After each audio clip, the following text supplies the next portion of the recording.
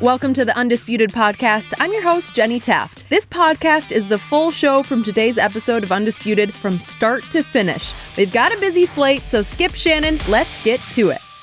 Welcome to Undisputed. We are live from Los Angeles. I'm Jenny Taft here with Skip Bayless, Shannon Sharpe. Good morning, you two. Hi, Jenny. How are you? Good. How are you? How you doing, Jenny? I'm doing great. I said, how you doing, Jenny? I'm doing Your great. name ain't Jenny. I'm doing great. Okay, know, how are he's you, good. Skip? Yeah. I'm happy because we get to talk about Tom Brady. Yeah, that is a good day for Oh, Skip. Man, you just love that. It's a good week. It's a good 2 great. weeks. I know. You're right. It just goes on and on. And you know what? We should just talk about him for another month or so after he wins another Super Bowl. What do you think? Oh, you're going to Yeah. be so disappointed. Yeah, okay. And we got another one of your favorite topics here. Yep. Yeah. Which is? Which is the Cowboys. Oh, good. But here's the thing, Skip. There might be some drama with your How are favorite you, team. Shannon? We're going to get to that later. And then, John Elway, are you listening to Shannon's take Yep. on instant replay? Calling? Yep. Oh, did you not. guys have something to share? Counsel? All right, either way, since it is a little bit more about Tom Brady, let's start with the Patriots. Get a load of these crazy numbers. Tom Brady and Bill Belichick are headed to their third straight Super Bowl. It will also mark their 9th trip together in the 18 years. But all of this might not have happened if the reports are true that Bill Belichick wanted Jimmy Garoppolo to be the starter for the Patriots over a year ago instead of Brady. Jimmy G was ultimately traded to the Niners, and Brady is, he's still Brady. So, Shannon, let's think about this. What would have happened to the Patriots if Belichick got his way and Jimmy G was the starting quarterback? I believe they'd be in the exact same place. Because when you go to New England, you don't play for stats, you play to a standard. And the standard is to get to and win Super Bowls. If you look at the success that Tom Brady's had in the playoff, 90 snaps, 90 drop back passes, no sacks, 3 hits. They're running the football like they haven't run the football all year. So you're telling me how many of the top quarterbacks could not do what Tom Brady's doing? I believe Jimmy Garoppolo, given the same sort of circumstances, they're going to run the football like they're running it. They're going to protect him like they're protecting Tom Brady. I believe they would be in the exact same spot. The AFC East is not going to get better if Jimmy Garoppolo, so all of a sudden the Jets are going to get better. All of a sudden the Dolphins are going to get better. Buffalo's going to get better because that's what he's playing against. Probably lose maybe the same games they lost. Who knows? Tom Brady, Skip, let's be real. These 2 games, Tom Brady didn't have a whole lot of these games in the regular season. I think you could attest to that. You feel comfortable saying that, Skip Bayless? No, I thought he did at Miami. I thought that was great. Okay, that's one game, Skip. Yeah. So did he have a lot of, even in Miami, did he play like this? Because remember, he got hit in Miami. So. Let's see, he outgunned Mahomes, he outgunned Aaron Rodgers, he beat the Bears at Chicago. I don't know. Go ahead. All I'm saying, and even in that, did he put up these type numbers? No, he saves the best for last, as usual. But That's all I'm saying is that guys may, and plus, Sonny Michel, is he not running the football? Is James White not catching the football? Julian Edelman is doing Julian Edelman type things. finally. Chris Hogan is, It's funny that you say finally, considering that Julian Edelman has the most playoff catches behind Jerry Rice in the Super Bowl era. Well, It's he funny that you wasn't say- doing this all year, but go ahead. Oh, Go and neither ahead. was Tom Brady, which you make my point for me. Thank you. But again, before I was so rudely, I can't believe, Skip Bayless, you're like interrupting me. I didn't interrupt, I corrected. No, I don't need There's to a big correct- difference. I don't need correction. I believe if Jimmy Garoppolo had been the Patriots starting quarterback, given that everybody on that roster play to a standard, and the standard is to get to and to win a Super Bowl, I believe they would have been in the exact same spot. That's me. I happen to know a little something about football, Skip Bayless. So, because if you look at Tom Brady's numbers are exactly the numbers that a guy put up in Minnesota. Kirk first Cousins. Really? Tom Brady had the exact same number.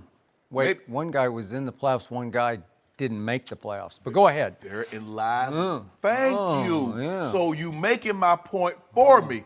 I believe that if Jimmy Garoppolo is in this system, Coach Belichick is his head coach, Josh McDaniels is doing what he's doing, calling up all the right plays at all the right times, I believe they're in the exact same spot, which is the Super Bowl. And I thought on Monday you had seen the light. I thought I sat right here on Monday morning on Undisputed, and I thought I heard a mea culpa from Shannon Sharpe, the Hall of Fame tight end. Yeah. I thought he said, I give up, I give in. He's the greatest. He's all that you've been saying he is, right? Yeah. So how could you then flip on that opinion and say they'd be exactly the same with a kid at quarterback, the hardest position to play in all of sports? And you're saying Jimmy G would have stepped right in and done exactly what the greatest quarterback in history has done this year? Mm-hmm. You think Jimmy G would have beaten the Chargers and he would have beaten the Chiefs in Kansas City? Yes. That is insanely wrong. And you know in your heart of hearts you're just fighting back now, and I respect that. No, I'm not fighting back, Skip, but here's the thing, the caveat, and I prefaced it by saying, are you telling me Jimmy Garoppolo is not going to get touched? Are you telling me that Sonny Michel is going to run the exact same way? I'm going to explain all of the above. If Bill Belichick had gotten his way and Jimmy Garoppolo had been starter for the Patriots from day one this football season, I seriously doubt they would have made the playoffs unless by default, just because it is the AFC least. And by default, I would have to give them 9-7 with Jimmy G, but I don't think they could have gone 9-7 because I'm pretty sure Jimmy G would have lost to Patrick Mahomes in Foxborough in Week 6 on that Sunday night when Patrick Mahomes put up 31 second-half points. Put up 31 again. Yeah. And lost. 24 in the fourth quarter, but he lost to Tom Brady.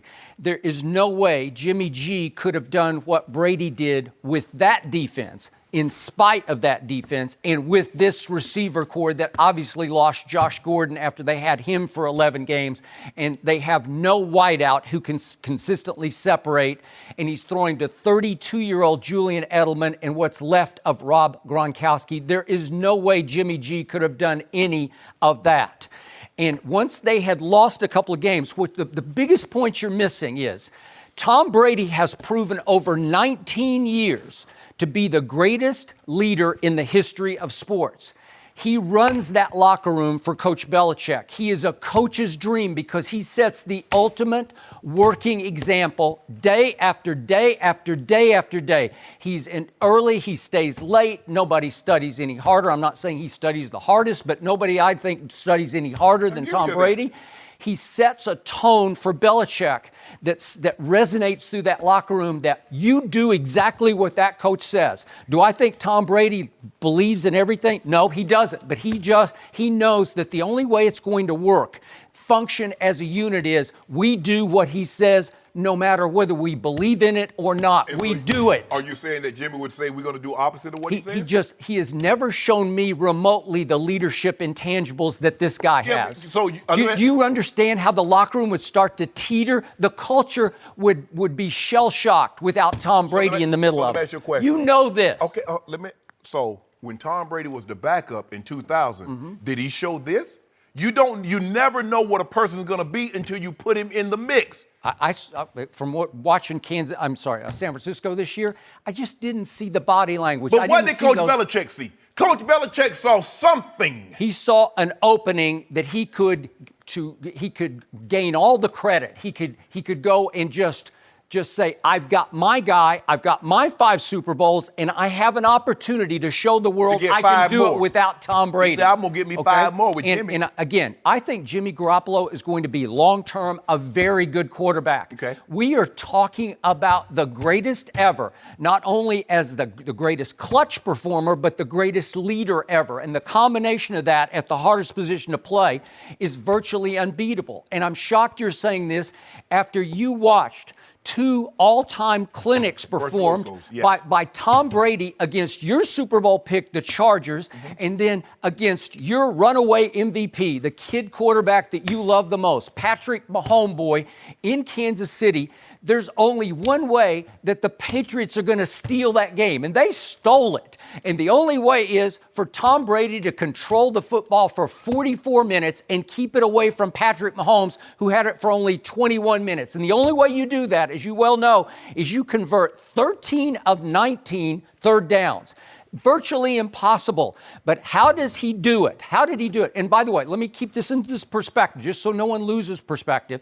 Remember, last year at the trade deadline, it was October 31st of 2017, according to ESPN, boom, Robert Kraft said no to Bill Belichick. And it must have been the first time because he controls all football decisions, right? Absolutely. Yeah. And he said, you will trade Jimmy Garoppolo and you will go forward with Tom Brady as your quarterback next year. This is midway through the 2017 season. So what happened from that point forward? Tom Brady went on to win the MVP that year, right? Mm-hmm. Tom Brady went on in the AFC Championship game, albeit this one in Foxborough, down 20-10 going into the fourth quarter against Saxonville, the hottest defense in pro football.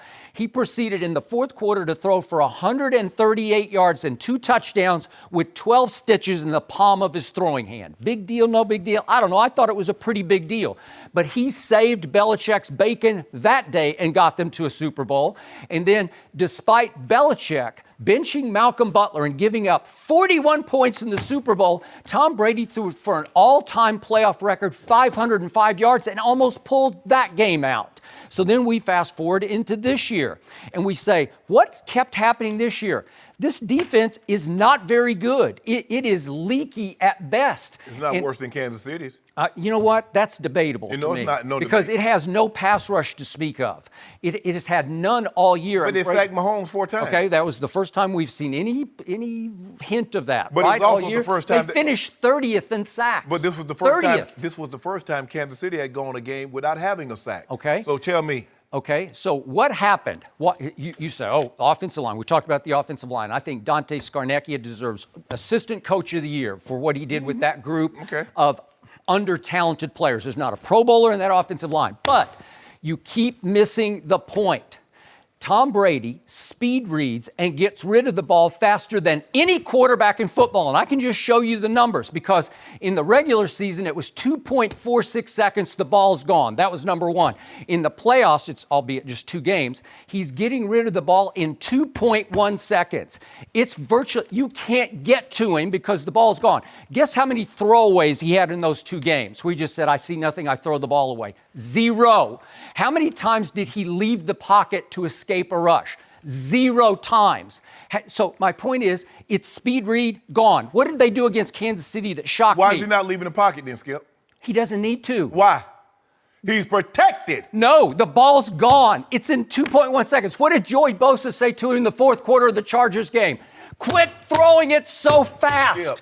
Quit. You know why? Look, Shannon, this is what just happened to the Chargers. Can the Chargers and the Chiefs rush the passer? You better believe it. Those are 2 of the best pass rushes in football. Okay. What did Tom Brady do to both of them? He wore them out over the first 3 quarters, and he just wore them completely out in the fourth. If you don't mind me asking. Okay, well, you're missing the point because you know how hard it is to rush the passer? It is. You guts it up and you say, I'm going to give every last ounce to get to him, and the ball's gone. It's the hardest thing to do consistently. What did they do? What did the Patriots do this time that shocked everyone? Tom Brady came out, he was under center more than 50% of the time. Why was that? Because it's easier under center to do a quick turn and play fake to hold the rush, 3-step drop, maybe 5-step, but mostly 3-step, and the ball is gone to Edelman or Gronk or Hogan. 3. You're making my point for me. No, this is it. Let me explain, Skip. Let me ask you a question. Why is the ball coming out that quick? If no one's open, can he throw the ball that quick? No, but you're throwing it before they even know what's happening. No. You're hitting them before they can even react. Skip, if no one's open. You have to speed read and find the open guy. There's always going to be one guy. You find the singled guy, and he can see it before the snap. He's reading it. He's making his offensive line so much better because they don't have to hold for very long. Yeah, but the fact of the matter is that the guys are open. We talked about this. The Chargers. One guy is open. The Chargers refuse. Okay, that's his first read. Okay. If my first read is there, I don't care if he can throw it in 1.5 seconds. He can't throw it that quick because if he's in the shotgun, it's going to take that long for the ball to get there. But you can't double all 4 of them. You can double 2 of them, and he'll pick the undoubled receiver every time. Okay, well, without fail. Well, I'm going to take my chances with I'm going to take my chances with Hogan. I'll take my chances with Dorsett. But I know what Gronk and I know what Julian Edelman is capable of. And that lies the problem with Bob Sutton, is that he refused to make any adjustment. The same thing happened with the Chargers. I don't care how good your pass rushers are, Skip. You're not good enough to just line up in a defense and says, here we are, Tom. Give us your best. Okay, but what you got to pick your poison, and he'll pick his poison very quickly. Okay. And it's hard, man, because the ball's coming so fast. He threw into James White the other day where he was completely covered. He threw it outside. Do you remember this one? One hand, yes. And it was like, how did you do that? So you said that was a good throw instead of a great catch. It was a great throw. It was all-time great. He dropped it right down the chin. I'll give you an example. What did Coach Belichick say? Tyreek Hill, Travis Kelce, you will not beat us. Sammy Watkins had 4 for $114. Normally, if you can beat us with your third and fourth option, I walk to the middle of the field, I shake your hand. But Julian Edelman's not going to beat me. Rob Gronkowski's not going to beat me. Rob Gronkowski can't beat anybody. Rob Gronkowski is a shell of himself. Rob Gronkowski caught one ball against the Chargers, and everybody said, wow, he actually caught one pass. And you're telling me you got to double him every time? That's wrong. No. I'm not saying every time. In certain situations, Skip, Kirk Gibson was not the player that he was. But in the World Series, what did he do? Well, he had a pulled hamstring, but he was still the player he was. No, clearly he wasn't out with a pulled hamstring. Well, he could still swing. Oh, Rob Gronkowski still He couldn't run, but he could swing. Rob Gronkowski still can run. He can't run like he once could, but he still can get open. He's still 6'6.5", 275 pounds. Okay, you're talking about 3 plays in overtime, 3rd and 10, 3rd and 10, 3rd and 10. And the pass rush was worn out. They are exhausted mentally and physically because you cannot get to Tom Brady. And I'm here to tell you there was only one throw at Kansas City that required the offensive line to hold for more than 2 seconds. You know what throw it was? I'm sure he told him in the huddle, you got to give me one more second because we've got this set up. It was to Philip Dorsett. They're up 7-0, and he had thrown the interception, but now he's got the ball back. Okay. And he throws it 29 yards for a touchdown. If we could see this play to Philip Dorsett. And what did he do? It is the old pump and go, right? So he needed a second to pump it first and throw it. It still comes out pretty quickly, but that's the only time the whole day he did anything but deliver it in 2 seconds. But Skip, here is the thing. Wow. Even though the pump was not to beat the blitz, the pump was to beat the receiver. No, it's the corner. My point is, if you look at Coach Belichick and the way he approached it, everybody says you can't blitz him because they have too much speed. Coach Belichick says, bull jive. Show me the play in which Bob Sutton blitzed. Okay. He did not. Okay, Which fine. makes my point. That's my point. So if you tell me you're not Pick your going to poison. You're not going to blitz. You know why? Because people learned a long time ago, you can't blitz this guy. They said the same thing about... He will pick you to Guess pieces. what? They said the same thing about Brett Favre. And Greg Robinson said, bull jive, you can blitz him. Not only did we blitz him, we got to him in the Super Bowl and we took him down. Skip Bayless, if you just play they played 2 coverages. They played man-free and they played cover 25. 2 deep shell, man-free underneath. Who are you talking about? I'm talking about Kansas City. Okay. They lined up in it. They played man-free and they played cover 5. 2 deep shell, man underneath, 23-5. Okay. That's what we call it. Okay. They lined up in it, and that's all they played. Okay. And they blitzed no one. So are you telling me Jimmy Garoppolo with no blitzes, they lining up in 2 coverages? He wants to throw home runs. He holds the ball too long. Again, the polar opposite to Tom Brady is my guy, Dak Prescott. How many times have you seen Tom stand in the pocket patting the football? 0. Skip, that's he not doesn't his pat offense. the football. That's not his offense. It's just not the way he's mastered the art of playing quarterback. Skip, that's not his offense. You don't have to have the greatest offensive line if you can get rid of the football. Let me ask you a question. It's a way to beat the system. When you saw Jimmy Garoppolo play, when Tom Brady was suspended, did he pat the ball or did he get the ball out of his hands? He threw it downfield. I'm just telling you, over time, you're not going to be able to beat Patrick Mahomes head-to-head, Aaron Rodgers head-to-head. He just wouldn't be able to do it. This defense is torchable. Did you see what Belichick's doing with J.C. Jackson? You know who J.C. Jackson is? Yeah. That kid that went undrafted. He was a star for a star recruit at Florida. Yeah. Malcolm Butler went undrafted. Okay, did you see what he did for him? Okay, he got in trouble at Florida, J.C. Jackson did, and then he was exonerated of the charges, but he went to Riverside, J.C., and then he wound up at Maryland. But he still went undrafted. He's a talented kid, but now the last about 5 games, he started for the New England Patriots. Okay. He's a bigger corner at 6'1", 200. So Belichick comes out and puts him on Travis Kelce for about the first 3 quarters of the game. Yes. And it's like, where's Waldo? And that kid, your Mahomes boy, he should have picked that to pieces. And they finally, in the fourth quarter, started going after where's Waldo? Where's J.C. Jackson? He had 3 penalties in the fourth quarter. 3 penalties. But you have to 2 pass interference and a hold. But you put him on Travis Kelce. He's a bigger physical guy, and he can maneuver with it. And it worked for a while. They got away with it. But when you put him on Sammy Watkins, who's a receiver who's quicker, and now they're in trouble. Right. That is true. And somewhere as we speak, Sean McVay is looking at tape, and he is licking his lips saying, wait a second. All we got to do is find J.C. Are you really going to play J.C.? He's a rookie, undrafted but rookie. Here's the thing, Skip. They don't have a tight end that has Kelce's merit, so Coach Belichick won't need to put him on Everett or Higbee. Okay. Well, he's going to have to put him on some receiver who can run. He's going to have to. Because he's the starting cornerback opposite Stephon Gilmore, right? Okay, they're getting away with things because the quarterback kept the defense off the field. That's the essence of what just happened at Kansas City. But what about Jimmy G could not have pulled that off. Well, what about when he got him on the field, when he threw that pick? He threw a pick. It was a terrible. He got fooled by Reggie Ragland, and he immediately wiped it off the board with that touchdown pass I just showed you to Philip Dorsett. Okay, what about the other 14-0 that he led? That he led Edelman in. Hit him right in the hands. Couldn't throw it any better. Yes, got to catch that. I've seen Julian Edelman put that in his back pocket 100 times. You got to catch that one. It was you're up against it. You're at death's door, but you still got 12.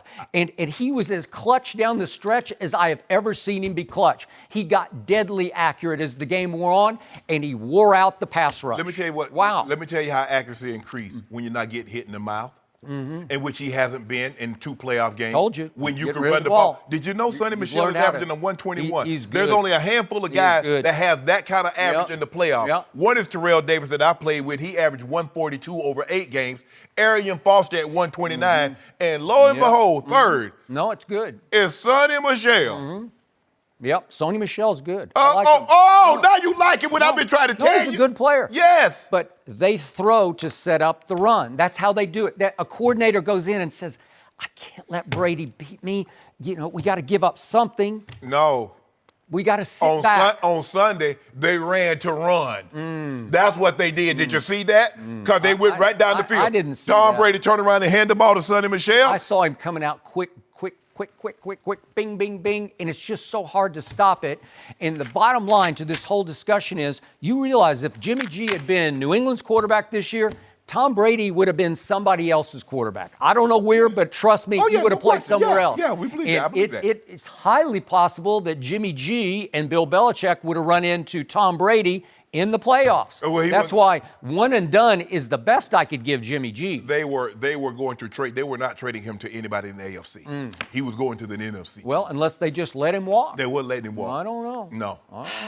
We're going to have more time to talk about Tom Brady later in the show. But next, will the NFL make any changes to the instant replay rules? And why is a Cowboys player taking shots at Jerry Jones? What? There's more to this story next. No mercy. Hey guys, Jenny Taft here. We all put off doing things we know we need to do. I mean, we know we need to organize the garage and squeeze in a workout, but something always gets in the way, at least it does for me. Funny how home security can be like that. You know it's a good idea, but there's always something holding you back. Well, now is the time to act and protect your home with Simply Safe Home Security. Simply Safe believes nothing should come between you and protecting your home. So they've gotten rid of the reasons not to get home security. There's no contract, ever, no price markups from any middleman, and no installation windows. Who has time for that? Most importantly, their system is engineered to do one thing brilliantly: protect. So if a storm takes out your power, Simply Safe is ready. If an intruder cuts your phone line, Simply Safe is ready. If they destroy your keypad or siren, Simply Safe will still get you the help you need. So get a jump on protecting your home at simplysafe.com/undisputed. No time like the present, right? That's simplysafe.com/undisputed to protect your home and family today with Simply Safe. simplysafe.com/undisputed. Now, back to the show. No mercy. For everyone out there who thinks the Saints-Rams non-call would have been fixed by replay, not so fast. The NFL will reportedly discuss this offseason whether to make pass interference penalties reviewable, but according to NFL Network, there would not be a lot of support for reviewing plays where no flag was thrown. John Elway is on the competition committee, and he told The Athletic, quote, "You can't replay every pass interference." And Stephen Jones told the Fort Worth Star-Telegram, "I don't think at the end of the day that's good for the game." So, Skip. Yes. Should these kinds of plays be reviewable? Yes, they should. And everything I'm about to tell you, Mr. Sharpe, is straight from my heart because I love this game. You love this game. I've covered it since 1974. Most of my greatest moments covering the game came from this game. Not from basketball or baseball, but from this game. It is America's pastime, replacing baseball to me. Yeah. And so all I want is the best for this game. And what happened Sunday in New Orleans was wrong. And it wrongly decided which team went to the Super Bowl. To me, New Orleans would be in the Super Bowl if the correct call had been made. If one flag had flown, we'd be having a different conversation right now. So for me to hear a lot of Hall of Famers, you, Eric Dickerson, just shrug and say, that's just football, it happens. I get that, but I can't accept it in the end because the National Football League has to be better than that. They have to find a way to fix what happened Sunday. And the only thing I know for sure is we have the technology in place. We have the highest definition from every angle. So it's not the problem it was in the 70s or the 80s when it was grainy, it was a little shaky, we didn't really have all the right angles, it was harder to call. Now we can get it right, but we have to take the time to get it right. So the first fix that I can see, the only fix that I can see to start with, this is only a start, is only in the last 2 minutes and overtime should every on-the-ball play down the field that could or couldn't be pass interference, it should be reviewable. Every on-the-ball play. I'm not talking about offensive holding, offensive line holding, or defensive hold away from the ball. I can't deal with those because it gets too complex, complicated, time-consuming. I'm talking about on the ball because the most drastic penalty in all of football by far is what? Pass interference in pro football because it's a spot foul. It can be a 70-yard penalty. It can be a 20-yard penalty, whereas in the game you often cover, college football, it's just a standard 15-yard penalty for pass interference, right? So if you just go to, this should go right to the booth. Any down-the-field play in the last 2 minutes, on-the-ball play that could or couldn't be pass interference, called or uncalled, you need to take a quick look at it. It's the way they do it in the NBA with any out-of-bounds play in the last couple of minutes. You just look at it. Does it slow the game down? Yes, it does. I just want it to be right. Get it right. The lengths of games, they're great in pro football. They're not so great in college football, but nobody seems to care. By average, college football games last year went 16 minutes longer. It seems like they're 45 minutes or an hour longer than pro football games. Would it extend some games? Maybe a little bit, but it's okay because you just are going to get it righter than you got it here. If you had that in place on Sunday, if you got to take a quick look at any down-the-field spot foul with the ball, you would have taken one look at this, the head referee or the replay official or New York, right? They would have taken one quick look. It would have taken 30 seconds, and you would say, oh, we missed that one. It was pass interference. It was blatant. It was helmet-to-helmet, face guarding, whatever you want to call it, and a wrong would have been righted, right? So why not get that right? Why not improve the game that we love the most? That's a small fix. That's a start that I don't think would open a Pandora's box for all these other penalties. I do. And again, I don't think it should be because, again, you're doing everything in your power to make it more favorable for the offense. So let me ask you a question. Should Andy Reid been able to challenge that Chris Jones unnecessary roughness on Tom Brady? Well, I told you I can't start with those. Why not? That was an important play. That gave him 15 yards. Okay, but it didn't decide the game on a How down do we field know? play. Okay. It might have been 3rd and 25 as opposed to 3rd and 10. Okay. I'm just saying it's more drastic. These are the most drastic calls down the field. Because Skip, you open now. You're going to open Pandora's box. See, I don't believe instant replay should be used to officiate ball games. At all? Replay should be used to help. Skip, if he didn't make the call, he didn't make the call. You see, they've already taken it out as far as like scoring plays and turnovers. Because you remember that Thanksgiving Day game, Justin Forsett, his knee was down. He gets up out of there, and he couldn't challenge it. Okay. They're like, whoa, wait a minute. Why can't you just gave him a touchdown that wasn't a touchdown? Now they changed the rules to all scoring plays, all turnover plays. We're going to take it out because take it out of your hand, coaches. Skip, no, not on things that were not called. You can't throw a penalty. Skip, I can't. It doesn't matter whether it was called or not called. We all agree that it was the most egregious non-call in the history, probably, of sports. It was a mistake. Right? Okay. Along with a lot of other mistakes. Oh, it was just a mistake. It was the mistake that decided the game to send a team to the Super Bowl. If you don't mind me asking, who got the ball first in overtime? New Orleans did. So what happened? The game could have been over. It would have been over. It could have been over in overtime. Yeah. Well, that's not true. No. Skip. It would have already been over. You're doing a hypothetical. I'm not doing a hypothetical. I'm doing a fact. You say that they would have kicked the field goal at the worst and given you the ball back with 15 seconds. They might have pulled the Seattle Seahawks and threw the ball and got it intercepted. Yeah, but so you see the how odds are way. This would have been a 98%. See? Okay. I need 100, and you can't give me 100. No, Skip. The guy made a mistake.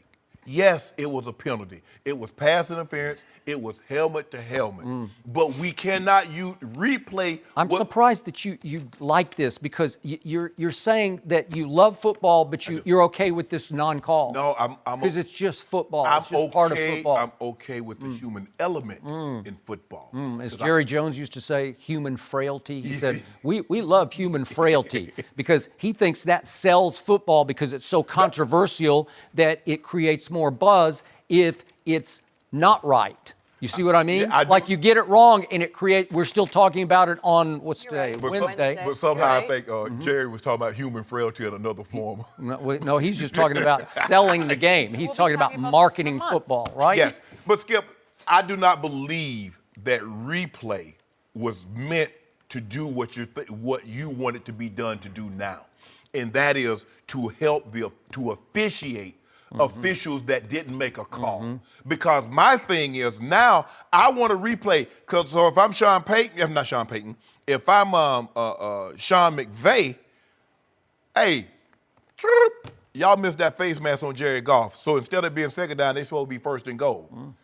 They tackled Brandon Cooks by the face mask. You remember that on that long pass up the sideline. Skip, I'm just talking about the last 2 minutes. These are game-deciding, down the field ball plays. No. Yep. Skip. But here's the thing, Skip. What if it's 4th down and it's 2 minutes and 10 seconds? I can't stop that. I'm just trying. This is a start. This will help a little bit. It would have stopped that. It would have righted that wrong on Sunday. Yes, it would have. I can't because I can't. You're making it more favorable. It's already difficult for a defender to play. And now, because you have the defensive receiver, you have the incidental contact, you have a very small target in which you can hit Tom Brady. And even though the guy Chris Jones didn't hit Tom Brady outside that area, they still threw a flag. Okay, but on the same play, I promise you, if I show you the replay of that, Edelman gets just clocked. He gets knocked down. It's blatant pass interference on the very same play at the simultaneous time. Well, it's too complicated. I don't want to start with that. It's complicated because something might have happened on the other side. Yeah. So, that's and also, don't get me started on this, but why are not refs full-time officials? Why don't they work full-time for the National Football League? Because it would cost too much. Right? No, it won't cost too much. It'll cost more than what they're willing to pay. Yeah. We Skip now. It's all about I don't mind paying you a little bit, but I need to get a lot back. Yep. So if you want to be a lawyer in your free time, go right ahead. Go right ahead. Challenge But I'm going to need you, on Saturday nights before the game, I need you to go back over and scout and do all that instead of doing this full time. Because imagine if football players were part-time employees, Skip. Just show up on Sunday? I worked at, Yeah. I worked at the stock, the house or something, warehouse. Okay. No, but Skip, this is asking too much. You're gonna open up Pandora's box. You don't want to go there. I know, Skip. I know it's fresh in our minds now. See, I don't believe that something that was missed. It's like almost like you're gonna do something. You're gonna arrest me for a crime that wasn't a crime in which I did it 2 years later. So you want to go back for something that you didn't call, and all of a sudden a coach should be able to challenge it, even though it wasn't called on the field. It was missed. Well, no. 2 years later, it happened at that moment. They missed it. Yeah, and everybody in the world believes they missed it. Yeah, they did. There was no gray area to no this. question, they missed this it. is one of the rare controversial calls that doesn't have another side to it, right? It's one side. It's wrong, wrong, wrong, and it virtually decided. I can't give you 100%, but I can give you 98%. Everything fell decided on the Super human Bowl. side, which this official is, and the human element. He made a mistake. He didn't blow his whistle when he should have. So to err is human, to forgive is divine. So you're just forgiving. So you're divine, right? So you forgive. And I don't like that Miss Benson. She talking about integrity. Do she actually think that these officials went into the game and really tried to rob her team, Skip? I'm sure a lot of people who bet on the game And thought that. some of the casinos and some of the they gave their money back. They did. They didn't give money back. They gave them like a free bet, like another bet. Wow. But no, I want no free bet. I want that cheese back. Give me my cheese. Well, whatever. So you Skip. brought up a couple times this week, there was that call in the World Series. I was there that night in Kansas City. It was St. Louis, Kansas City. Denkinger at first base, and he clearly blew the call. Well, at least baseball, it took a long time, but at least now that can't happen anymore. They can actually What about Jim Joyce? Let's go to the review. What about Jim Joyce ruins Galarraga perfect game? Right? Well, what was that, Skip? Well, they can correct that now. They didn't. What you mean now? I lost a perfect game. All right, I'm just saying, not in history. at least now it's correctable. In the NFL, it is not correctable. Right now, that could happen again this next Super Bowl Sunday. That could happen. There's a big loophole in the way the game is officiated where you can't get that one back. Human error can decide the Super Bowl champion. I'm sure. Do you like that? I'm sure, Skip. They'll be in these guys' ears. Because if you remember, the catch rule came into a play last year. Remember Clement? He caught the ball, kind of looked like he bobbled it a little bit. Yep. They weren't going to have what happened to Jesse James in the Pittsburgh-New England game. That's true. They weren't going to have a Dez Bryant situation. So when it went to replay, so I believe they're going to probably be in their ear. That's fast, hey. But you can't, but Skip. By the way, they all do wear their little earpieces, so I don't know who's talking to them, but I don't know Why what you it need an said. earpiece? I don't know. Why you need an earpiece, Skip? Well, I really don't need one. No, I'm just saying, no. I'm saying, why do the officials? The referee is one thing, but I'm trying to figure out why all the rest of them. Because you're going to get together and huddle up anything. Because if you didn't go get together, I'd just stand on my side like, hey, yeah, he was offsides over here. Yeah. But what do? They come together in a little huddle, right? Yeah. So theoretically, you don't really need an earpiece unless... What if they had huddled after that play on Sunday? Oh, no. Boy, hey. What if the head referee had trotted over and said, you know what? I think you should have thrown a flag on that Skip won a Buffalo Wild Wings situation. Hey, somebody buzzed the referee and he committed a foul. I don't know. That it gets messier Yes. and messier if we start. You agree with me, right, Jenny? I'm in the Jenny middle on always this one agrees because with you. It's this okay. shouldn't be. No, Jenny, I do no not. Switzerland. Jenny, Skip. we don't do okay. Switzerland. I love okay. Tom. I love. You know she Tyler. loved Tom. I love Oklahoma. Come on. Jenny, That's not fair. Jenny, we don't do Switzerland up here. I mean, here's my issue. If this becomes the one story we only talk about from this season, we have a problem that needs to be adjusted because this shouldn't be the one thing that we all remember. You know this is not going to be the story. You know what the story is. We've been talking about it from day one. He happened to be 41. Skip, you already, this is not going to be no story. Oh, we'll see. We're By the time they touch down, You're right. in Atlanta. He will render this obsolete anyway, right? That may help. No mercy. The Cowboys, not going to be the story from this season. They were bounced from the playoffs a couple weeks ago, and now the offense is being put under the microscope. Offensive coordinator Scott Linehan was fired last week. Yesterday, Cole Beasley was asked about the offense on Twitter and complained about his lack of touches. Beasley wrote, honestly, the front office pushes who they want to get the ball to. I haven't been a huge priority in that regard. Maybe that will change, but I'm not sure. More balls come my way in 2-minute drill where nothing is planned. So, Shannon, Do you believe Cole's claim about the front office? No. Cole, newsflash, nobody builds an offense around a slot receiver. They build offense. Unless it's New England, but go ahead. They build the offense around the outside guys, okay? Well, he needs to go to New England if he wants to catch the ball. Well, maybe he will. I don't know. He's a free agent. Cole, you're not a game breaker. Jerry Jones had a piggy bank, and he was saving these pennies for a rainy day, Jenny. And what Cole Beasley and the other receivers forced him to do was break open that piggy bank and go get Amari Cooper.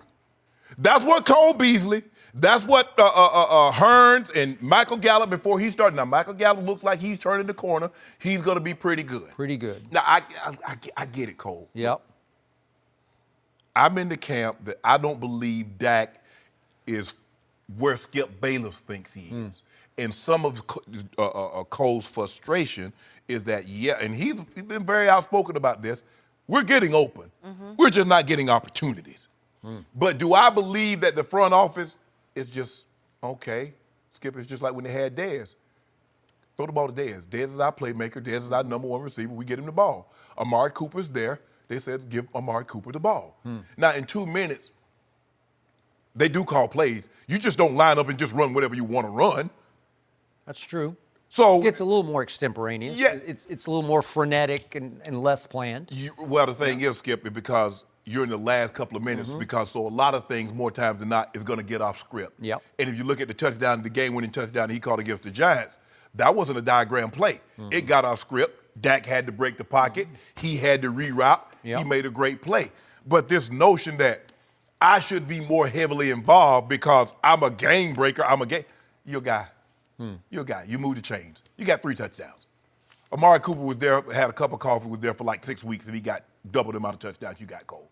True. So stop. See, sometimes, Skip, we get the misconception, and the biggest thing that happened to Cole is that one year he caught 75 balls, 77 balls. 75 in 2016, Dak's rookie year. Yep. And he believed, like, man, I turned the corner. I'm Julian Edelman. I'm a Wes Welker. I'm a Brandon Stokely.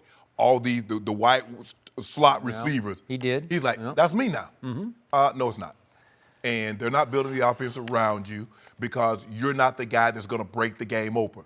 Cooper breaks the game open. Guys that's outside breaks the game open. And so when it comes down to it, Skip, Julian Edelman caught major third downs. But when rubber needed to meet the road and they needed that home run, that old guy that can't run like he once could, he's broken down. He's a shell of himself. But he went 20-plus yards up the sideline. It wasn't a home run, but I'll give you a triple. Yeah. and he lugged out a triple. He did. So Cole, Skip, look. The only reason Cole caught this many balls is Dak dinking and dunking. If they push the ball down the field like they want him to do, you're not catching 60 balls. You're probably catching 30. Come back next year in this offense and give Dak and Amari a whole offseason, OTAs, mini camps, training camps to get their connection and see how many balls Cole Beasley catch next year. Okay. So, to all your points, I will give you this. I do believe Cole Beasley has developed an overinflated opinion of himself because last offseason, I think it was May, he dropped his first rap album called The Autobiography. If that's not egomaniacal, I don't know what is. In title alone, his autobiography, you're only 29 years of age, you're already dropping your autobiography. Of what? Of what is a good question. Of what? To share. So I give you that. I also think he's a social media victim. I think he tends to go as Twitter goes. Twitter tells him how he should think and react. Cole, man, you should be catching balls like Juju. Right, and so we're getting some of that kind of reaction. And by the way, this was a reaction. He was doing the basic Q&A on Twitter. He was responding to one of his followers when he took this shot at Jerry Jones, and this was a shot. Do I think that Jerry influences game plans? Yeah. I do. Yeah. Not specifically. Not saying we don't throw it to Cole Beasley this game. But let's feature Amari. We landed. Let's go to Amari more, right? Or whatever. Let's run Zeke more this game. Whatever. I think just in overview, I think Jerry has input that again, when Jerry speaks, Scott Linehan would listen. Jason Garrett would definitely, his puppet coach. I'm right? sure there's a lot of owners that say, I would like to see a little more of this or a little more of that. Not going to tell you which plays to call. Right, exactly. More of that, less of that, more of that. So do I think that happened? I do. Now, to Cole Beasley as a football player, I do believe, I'm a fan, that I believe he's underrated and underutilized because he became a weapon, especially in 2016 in Dak's rookie year. And they do have a pretty good rapport and connection. So he caught 75 balls. He was targeted almost 100 times, 98 targets that year. And remember, the great Troy Aikman said on Fox that year, and I'm going to have to kind of paraphrase the quote, but he said he's virtually uncoverable, unguardable in the slot unless you put bracket coverage on him just because he's so lightning quick. Not so much fast. He timed 4.49. It's okay. Not bad. That's very good. It's pretty good. I'm not saying he can blaze by you, but in quickness more than speed, just right, left, right, left. And again, Julian Edelman is probably not quite as quick as Cole Beasley, but he has such connection with Brady that the option routes, they are just so simpatico on the same wavelength. Absolutely. That Brady is anticipating he's going to his right on this play, and I'm going to throw it before he breaks, and you can't cover this, right? Yep. You can put two people on him. And but the difference is, Skip, Brady's always thrown to the slot. Remember, he had Wes Welker. Wes caught almost 800 passes. Loves it, okay? So, by the way, Cole is a free agent, and it wouldn't shock me if he winds up in New England. It'd be the perfect fit. Does Cole have the kind of mind that they want there? Does he have the kind of lack of ego? I don't know if that tough, fits. Skip. I don't know. He gets nicked a lot. Now, you see some of the shots that Julian Edelman take. Yeah, and He's by the way, I from checked that out on the size differences. So Cole is, listen, this is why I sarcastically call him Measly Beasley. He's 5'8", 180, and that's probably generous. And Julian is 5'10", 198, so he's got more. Julian runs with a little stature, power. He put together. Yeah. And when he decides to fight for the 2 yards for a first down, he can duck his head. He can power through people occasionally, other DBs anyway. So, again, Cole's not the most durable guy, not the biggest guy, but he'll fight. He'll fight for first downs. I do think he's underutilized in this offense. And obviously, when they got Amari, I can just show you the numbers, Cole started to drop. Well, it's just going to happen, right? And by the way, they did drop in 2017 because Des Bryant became a Gronk-like shell of himself. And I'm convinced, I don't have the coach's tape, but just to my eye, they were doubling Cole a whole lot in 2017 because he was the guy. You just say, don't let him have that because that's first down. Just single Des Bryant. If they're going to keep forcing balls to Des, he can't run by anybody, right? Correct. Okay. I know a guy last year had the very same comment about Dallas. He says, I need more opportunities. I can do so much better. I'm a free agent. I'm going to see. How'd that work out for him, Skip? You remember Bryce Butler came here? Do I? Now, Cole, be careful now. You know what?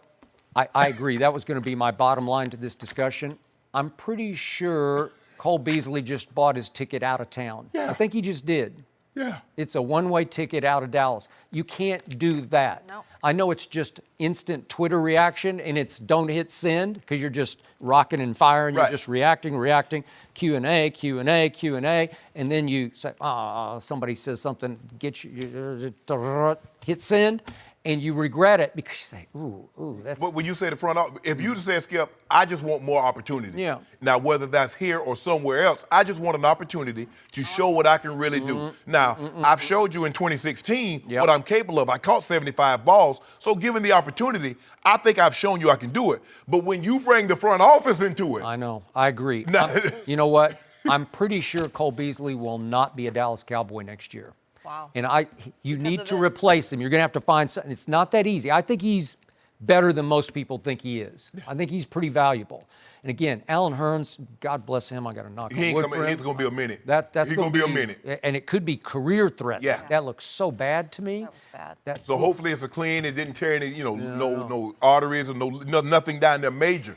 Because, the extremities, as you move out further from the body, you get less blood flow. That's why when you get frostbite, you'll lose a toe, you'll lose a finger, things that you can live without. So there's not a whole lot of circulation. And remember, Dallas drafted a little man named Ryan Switzer, who was supposed to be the other Cole or the next Cole. And I don't know what happened, but they ended up trading him away to Oakland, and then he wound up with the Steelers, and he was pretty good for the Steelers. But they already got their replacement for Cole Beasley already on the roster. They traded for him. Tavon Austin. Tavon Austin ran 4.3, right? Skip. You say you like Tavon. I love him. You say you want him to have more opportunities. Yeah. Look like he about to get them. Yeah. He's a little different than Cole, but again, he needs more opportunity.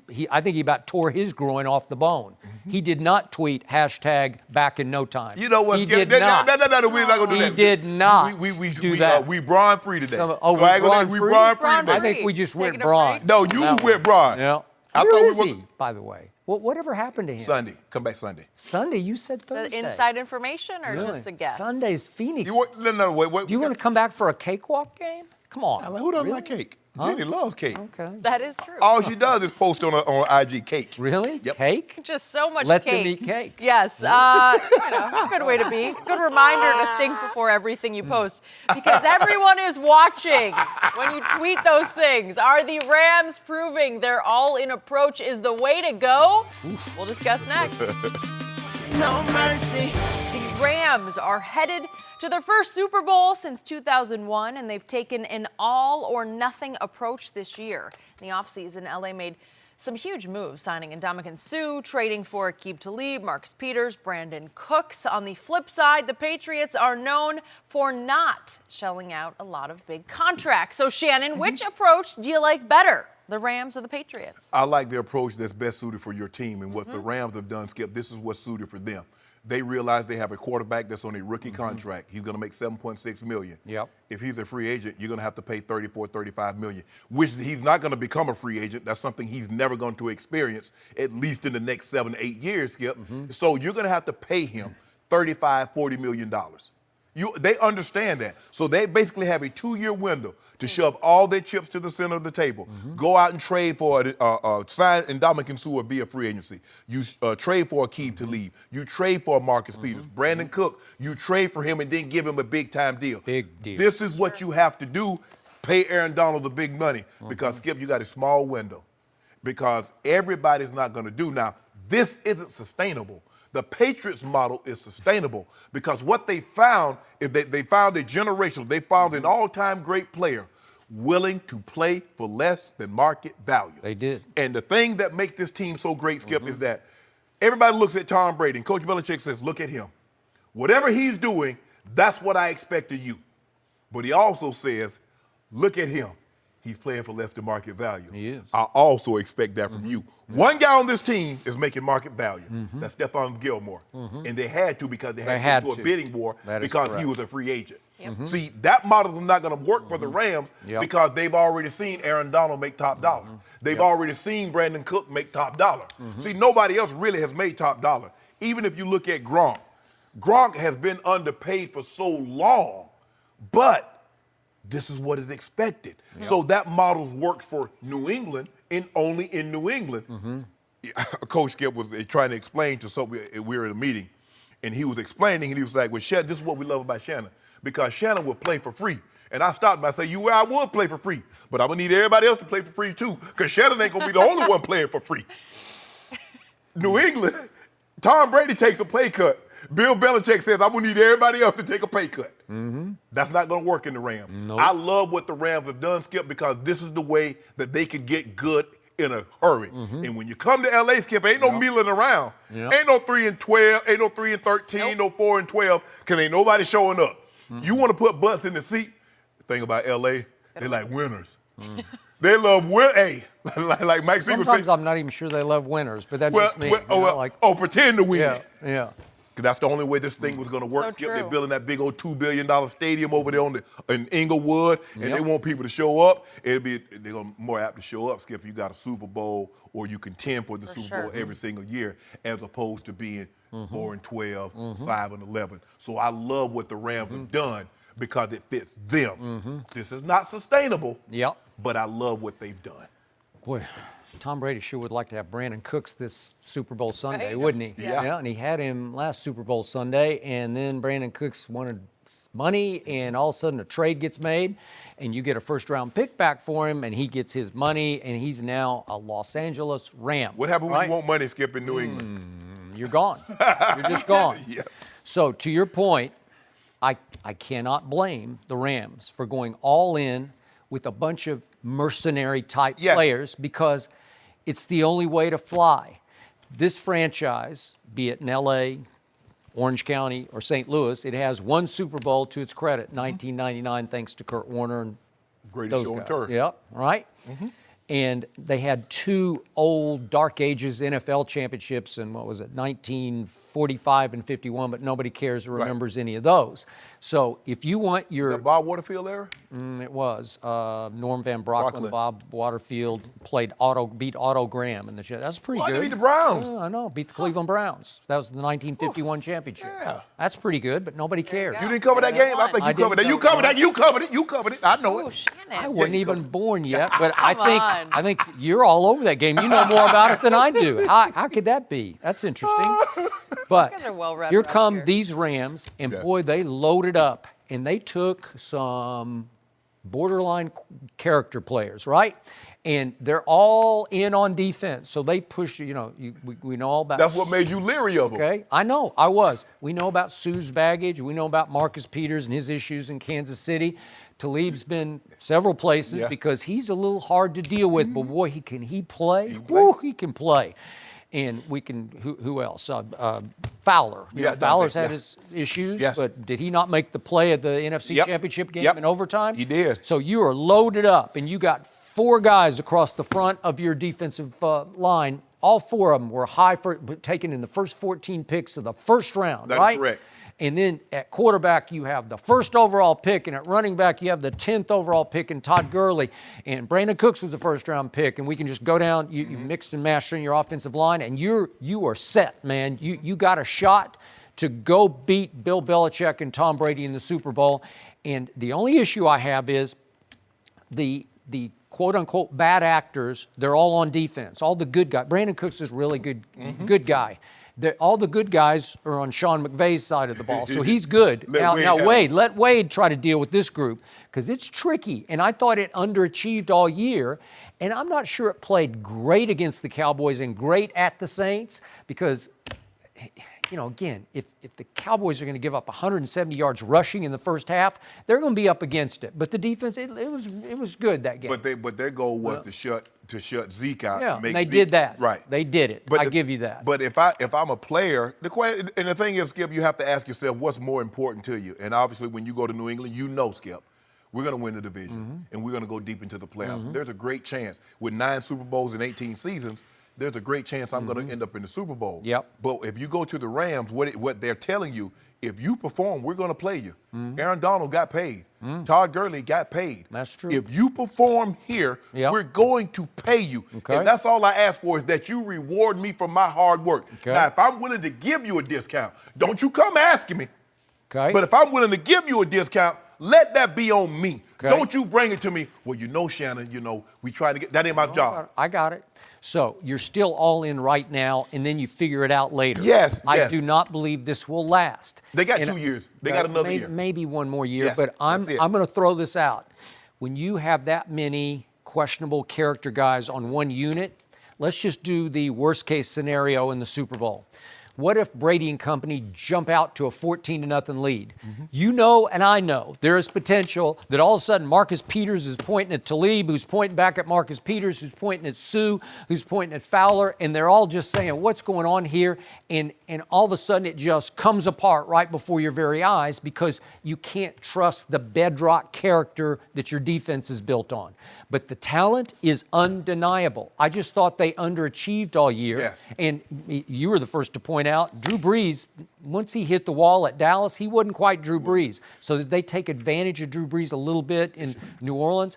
This will be a test against Brady because he'll find your weakness and he'll pick Well, you apart. I think what's going to help them, Skip, is that they fell behind. Now, granted, New Orleans and New England, not to be confused, but to fall down by 13 in New Orleans in that building. Yep. Now, this should be a fairly neutral crowd. I don't know how well. No, I agree. That's a good point. I don't know how well the Good Rams point. are going to travel, Skip. But the Patriots fans, they have a loyal following. Sure. Now, it might be getting a little old, like, man, I mean, how many more do you trips? Yeah, we done been all over the place. We done been to Arizona, we done been to Minnesota, we done been and now we're here in Atlanta. So maybe it's getting a little old and they don't want to travel anymore. I also think Super Bowl tickets are harder to acquire than LA Coliseum tickets. Or the casual fan. I mean, you basically price that guy. The guy that's gonna paint his face, Skip, and paint his chest and have the pom-poms, you kind of priced him out of this game. Yep. So what has Bill Belichick been able to get away with just because he has one constant, Tom Brady, at quarterback? He can do, I always tell you that in the NBA circles, when I used to cover the league back in the 80s, they had what they called the one knucklehead theory, which is you can have one knucklehead on your team, but you only have 12 guys. So, but if you have two knuckleheads, you got trouble. Right. So in this case, never have two since you have 53-man roster. That's correct. Maybe you can have two. But in Belichick's case, he'll go for the quote-unquote bad actors occasionally because he went for Corey Dillon and Haynesworth and then obviously Randy Moss and my man Chad Johnson. They all have different kinds of personalities. I'm not saying they're all bad actors, but they all had some issues. Aqib Talib, obviously Aaron Hernandez had all kinds of stuff going on at Florida, all kinds of red flags there. And Josh Gordon. And they can take a shot. They can say, let's try this because we do have Tom Brady and we have a core of leadership in our McCourty and Hightower, and we can sort of get away with this. But they usually only try it with one guy. And the rest of the guys are coachable cogs who are all underpaid to me, right? Yeah. Because that's the way Belichick wants to do it. Yeah. That's what makes him happy. That's how he's going to do it. Skip, how do you go and says, I want market value when arguably one of the greatest players ever, your teammate, makes less than market value? Tom Brady makes $15 million a year. So how can I go if I play wide receiver? Wait, how much does Kirk Cousins make? A 28? lot more than that. 28 million. So Skip, let's just say for the sake of Kirk Cousins makes almost twice as much as Tom Brady. Skip, I'm a wide receiver, and I just put together a great season. I have 1,300 yards, 12 touchdowns, and I see what Odell got, I see what AB got, I see what Julio making, and D-Hop making, and Mike Evans. How do I go to Bill Belichick and say, look here, man, I'm in that category. I need to be somewhere in that. What you think Bill gonna say to me? I'll get another guy. Yeah. I'll make him a star. He said, I really enjoy coaching you. He said, you really coachable, Shannon. Yeah. That's what he gonna tell me, Skip. Because Tom has already says, give me a little something, I'm good. So you can't go in there and try to say, well, I've had, but it's great. Tom has done two things. He's helped guys, you make some good money. But Skip, he suppressed his own market. Because now nobody's gonna get market value because Tom has never accepted market value. So that's the expectations. They expect him to lead. They expect you to follow him. So they also expect you to follow his lead in order to stay there is to take less than what you would probably make if you were on the open market. Do you want rings or cash? I was just going to say that. You want to go to the Super Bowl or you want to make more money? Let's see. I think I'll... You know what, Jenny? At some point in time, I can't eat those rings. Because you know that man, the mortgage, now even with the government shutdown, what them people want? That mortgage company say, I need you to make this payment. Sure, they want the money. Yeah, I need that. So how can I eat? How many rings can I eat? You have a couple rings, so you're a bad example. Exactly. People. Well, you had it both ways. I did. Yep. But I needed that money though, Skip. Because the kid was in private school. I know. And I showed up at school one day, and I was like, I asked the superintendent, the principal, I said, you want to see that ring? He's like, yeah, but I also need you to pay that tuition. I know you're blaming it on your kids, but you also have expensive taste, Shannon. So, I got a little bit. Just a little bit. Yeah, I know you're not talking. You throw me under the bus, but you are in a different league what about than Skip? Both of us. No, Skip. Skip has one job, and it's right I know. Why here. you so cheap? I give it all to my wife. Oh, you should. After you talk about how could you knock on the door? How dare you knock on the door that I'll be? How dare you? We might need to help She's you still with not the speaking to me, but it's okay. For Ernestine later get over to it. make up for Skip, that. She'll get over it. You got to stop saying it's okay and she'll get over it. You know she's watching the show. You just added another day of her not speaking to you. That is probably true. We can help with some ideas. Okay, we're switching gears for now. Is there any excuse for keeping Barry Bonds out of the Hall of Fame? We'll discuss that with Rob Parker next. No mercy. Well, 4 players were announced yesterday as Baseball Hall of Famers, but Barry Bonds was not one of them. Bonds missed out for the 7th year despite being a 7-time MVP and the all-time leader in home runs. He received 59% of the vote, which is well below the 75% that is required. We're joined by Hall of Fame voter, Rob Parker. Good morning. Good morning. What's Glad happening? to have you. I am going to start with Skip on this one, Thank though. you. Should Bonds be in? Barry Bonds should have been in the Hall of Fame at his first opportunity. And allow me to start this, even though you are a Hall of Fame voter, because I did cover Barry Bonds for 3 years in the Bay Area. There was nothing more magical. Didn't you go to the ballpark almost every night? Every night. I went on the road with them through all the home run chase. You did. Those are some of the greatest moments of my career because I've never seen anything quite like that. I've seen Tom Brady do what he did in overtime, but this is the hardest single thing to do in sports, and he did it the best that it's ever been done. That's hit a baseball consistently. When he would see maybe 2 good pitches a night, hittable pitches a night, and he would hit them as hard as you could hit them, and it would either hit the wall or go over the wall. And allow me to tell you why I believe he's not in the Hall. Obviously, he resorted to using PEDs. In his mind, I believe he had to because he watched what Sosa and McGuire did in the Summer of Love, Who were 10th of the 1998. players that he was. That is correct. And That is correct. those 2 dudes, whether baseball wants to acknowledge it or not, they saved baseball that year. It was 1998. huge, and I covered that whole chase. I was there every single day, all the way down the stretch. To me, Mark McGuire wasn't a Hall of Famer without PEDs. Barry Bonds, even without PEDs, is a Hall of Famer. Yes. Now, let me tell you about covering Barry Bonds on a daily basis. He's just a bad guy, one of the worst guys I've ever covered. I don't like Barry Bonds as a guy, and I don't care. It should not matter. Should not. Because, listen, on a daily basis, Barry Bonds went out of the way to be a bad guy to the media. He did not like us, and most of us did not like it. We despised him. I wouldn't go so far for me to say as I despised him because I was in awe of him as a baseball player. But on a daily basis, he either wouldn't speak to us, which is breaking rule number 1 for media because you don't get access, so you can't write your story. Your editor is saying, where are the Barry Bonds quotes? Well, he wouldn't speak. Well, you get him to speak. Well, if you got him to speak, he would go out of his way to humiliate or embarrass you or insult you. Or all true. You know, it was just, I clashed with him one day. He was mad at me, and he came up. I was just standing in the middle of the clubhouse, and he came up behind me and grabbed my arm in his vice grip and just held my arm and just stared right into my eyes for like probably 10 seconds. It seemed like 2 minutes. And I just looked at him like, and? You know, like, are you trying to intimidate me? I'm not afraid. I got to tell you, I'm some not column afraid. he just didn't like. Okay, I don't know what it was. I have no idea because I was mostly in his corner. Right. He was just, by nature, not a nice guy. Well, so what? Because when he had that little bat in his hand, it was a little bat and he choked up on it.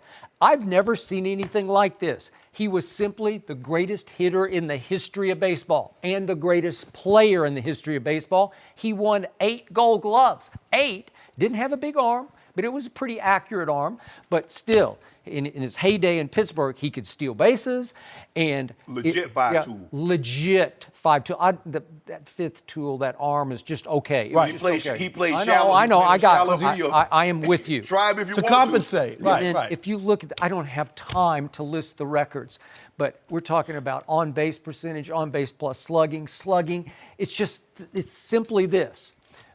He was the first hitter who ever had the advantage over the pitcher because we've always seen the pitcher have the advantage until Barry Bonds came along. Yep. And he would stand in there and just spit on those pitches. You know, if it missed by an inch, he would just. What was the year he had 225 walks? Yeah. Is that what it was? Yeah, Something it's just out. He shattered Babe Ruth's on-base percentage because you just couldn't get the man couldn't out. sneak it by him. Yeah, and after a while, they would walk him, and then they'd say, no, we can try to pitch to him, and he would literally see 2 pitches a night. He would crush those pitches. That was especially in that 2001. Whew, I've never seen anything like it. So to me, I don't care what he was off the field. At least he didn't commit any crimes that I'm aware of. So was he not a good guy? Not a good guy. Belonged in the Hall from day one. I'm sorry. And by the way, you can give a man all the PEDs you want, but you still have to make contact, man. Eye-hand coordination, and I totally agree. So why didn't the other guys that were using PEDs put up these numbers? Good question. Because they weren't good as enough, good. Shannon. You just said it. Skip, if you look, let's just take his first 8 years. First 8 years, he had 2 MVPs, 3 Gold Gloves, 3 Silver Sluggers. That's what he had in his first 8 years. Is that Hall of Fame? Most of those are in how many years? Yeah, he had 7 years in Pittsburgh. Because his first year in San Francisco, he won the MVP. Okay. So that's in his first 8 years. And he was still Skinny Barry at that point. His first 11 years. Yep. When they said, because everybody, the timeline that everybody wants to jump on is around 99, after the 98 season, 99. So he had 8 gold by 99, all before 99, 8 gold gloves, 7 silver sluggers, and 3 MVPs. Is that a Hall of Fame? Yes. Done. Over. If he just takes his best, I'm going home. I don't want to even play no more. Y'all can't get me out anyway. He's a Hall of Famer. Now we want to go back because if I follow this closely, steroids were illegal in baseball. So in other words, you're going back to grandfather something in That's true. to punish a guy for a crime that wasn't a crime when he actually committed it. If he committed it. Now he didn't lie. He said, "Hey, what they gave me I put on." Most people at that time, Skip, steroid was a pill or you put it in your butt. Right. Balco came up with an ingenious way. We can rub it on your skin and get the same effect or to do the gummies. So he didn't lie. If they told him it was flaxseed oil, I ain't going to get into all that, what he knew and what he didn't know. He said, my trainer gave me this, I put it on. That's what I did. But to all of a sudden now, to go back and he did steroid. Well, they should have had it in the bylaws that if you do these illegal drugs, you're not getting in the hall. Now, because he was a jerk, and he was, because I had a buddy of mine ask him for an autograph. He told my buddy, he said, "Why would I give you an autograph when somebody pay me $2,500 for this if I autograph this?" That's jersey? Barry. Yeah, There you go. But I ain't got no problem with that. I saw him in the All-Star game. He's unbelievable. I used to watch him when he's going through this chase. Imagine this, Skip, you said Tom Brady. Put this in perspective. Let Tom Brady, I want you to have Tom Brady go the entire game, and he doesn't throw a pass. And he get 2 chances to throw the game-winning touchdown from 25 yards out. I want Steph Curry to go the entire game. Klay Thompson to go the entire game. That's true. And I want them to hit a game-winning shot from 25. And they don't take a shot the entire game because that's what they asked Barry Bonds to do. Wow. He would see one pitch. Buck Showalter says, "You know what? I'm so afraid of this man. I'm going to walk a run in. With the bases loaded. I'm going to walk a run in. I refuse to pitch to you." And it was a smart move, too. It was. He got Jeff Kent MVP, too. He did. He did. Or as I call him, Jeff Can't. This is now my brethren, this is where they've gone astray, and I'm one of them, but they really have on this because a lot of the stuff, Skip, you talked about is so true. And this is what I don't get. You know, in order for Barry Bonds to win those 7 MVPs, the writers have to vote for him. It's not a... They voted for him. They voted for him during that time. So despite how he treated us, we looked at the numbers and what he was doing, and we couldn't deny it. We couldn't deny it. But now... Even though you suspected it. Right. It was always out there. Oh, okay. But we voted for him, Skip, and now for the ultimate... Now, I do believe he will get in before his time is up because what the Hall of Fame has turned into is the Sympathy Baseball Hall of Fame. That's true. Because we just saw Edgar Martinez. Writers didn't vote for him for 9 years. It was his last year? Oh, yeah. Edgar belongs in. This is where we've gone with this. Mike Mussina? Where Mike Mussina averaged 11 wins a year. 11 and never won a Cy Young. Never won a Cy Young. Oh, come on. How are you a Hall of Famer? I don't know. But this is where we are. Now, here's the other part. How are the writers with a straight face? And I did. I voted for Bonds. I voted for Sosa.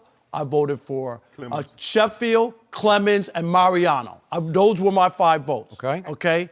How can you keep Bonds out when you voted Pudge in on his first try? Ivan Rodriguez is in the Canseco book. Canseco didn't say, "I heard he was doing it." He said, "I used to inject him." Was the Canseco book not the Bible or gospel? Yes. Hey, I also covered the Rangers. You when knew they were they were the doing that. original steroid nest. Yes, it the whole started in Texas, and he was a byproduct of that. And so Pudge gets in on his first try. I was in Detroit when Pudge was there, and he lost 40 pounds in the offseason. And said it was by walking after dinner and eating salads. That's what he said when we asked him, where did all the weight go?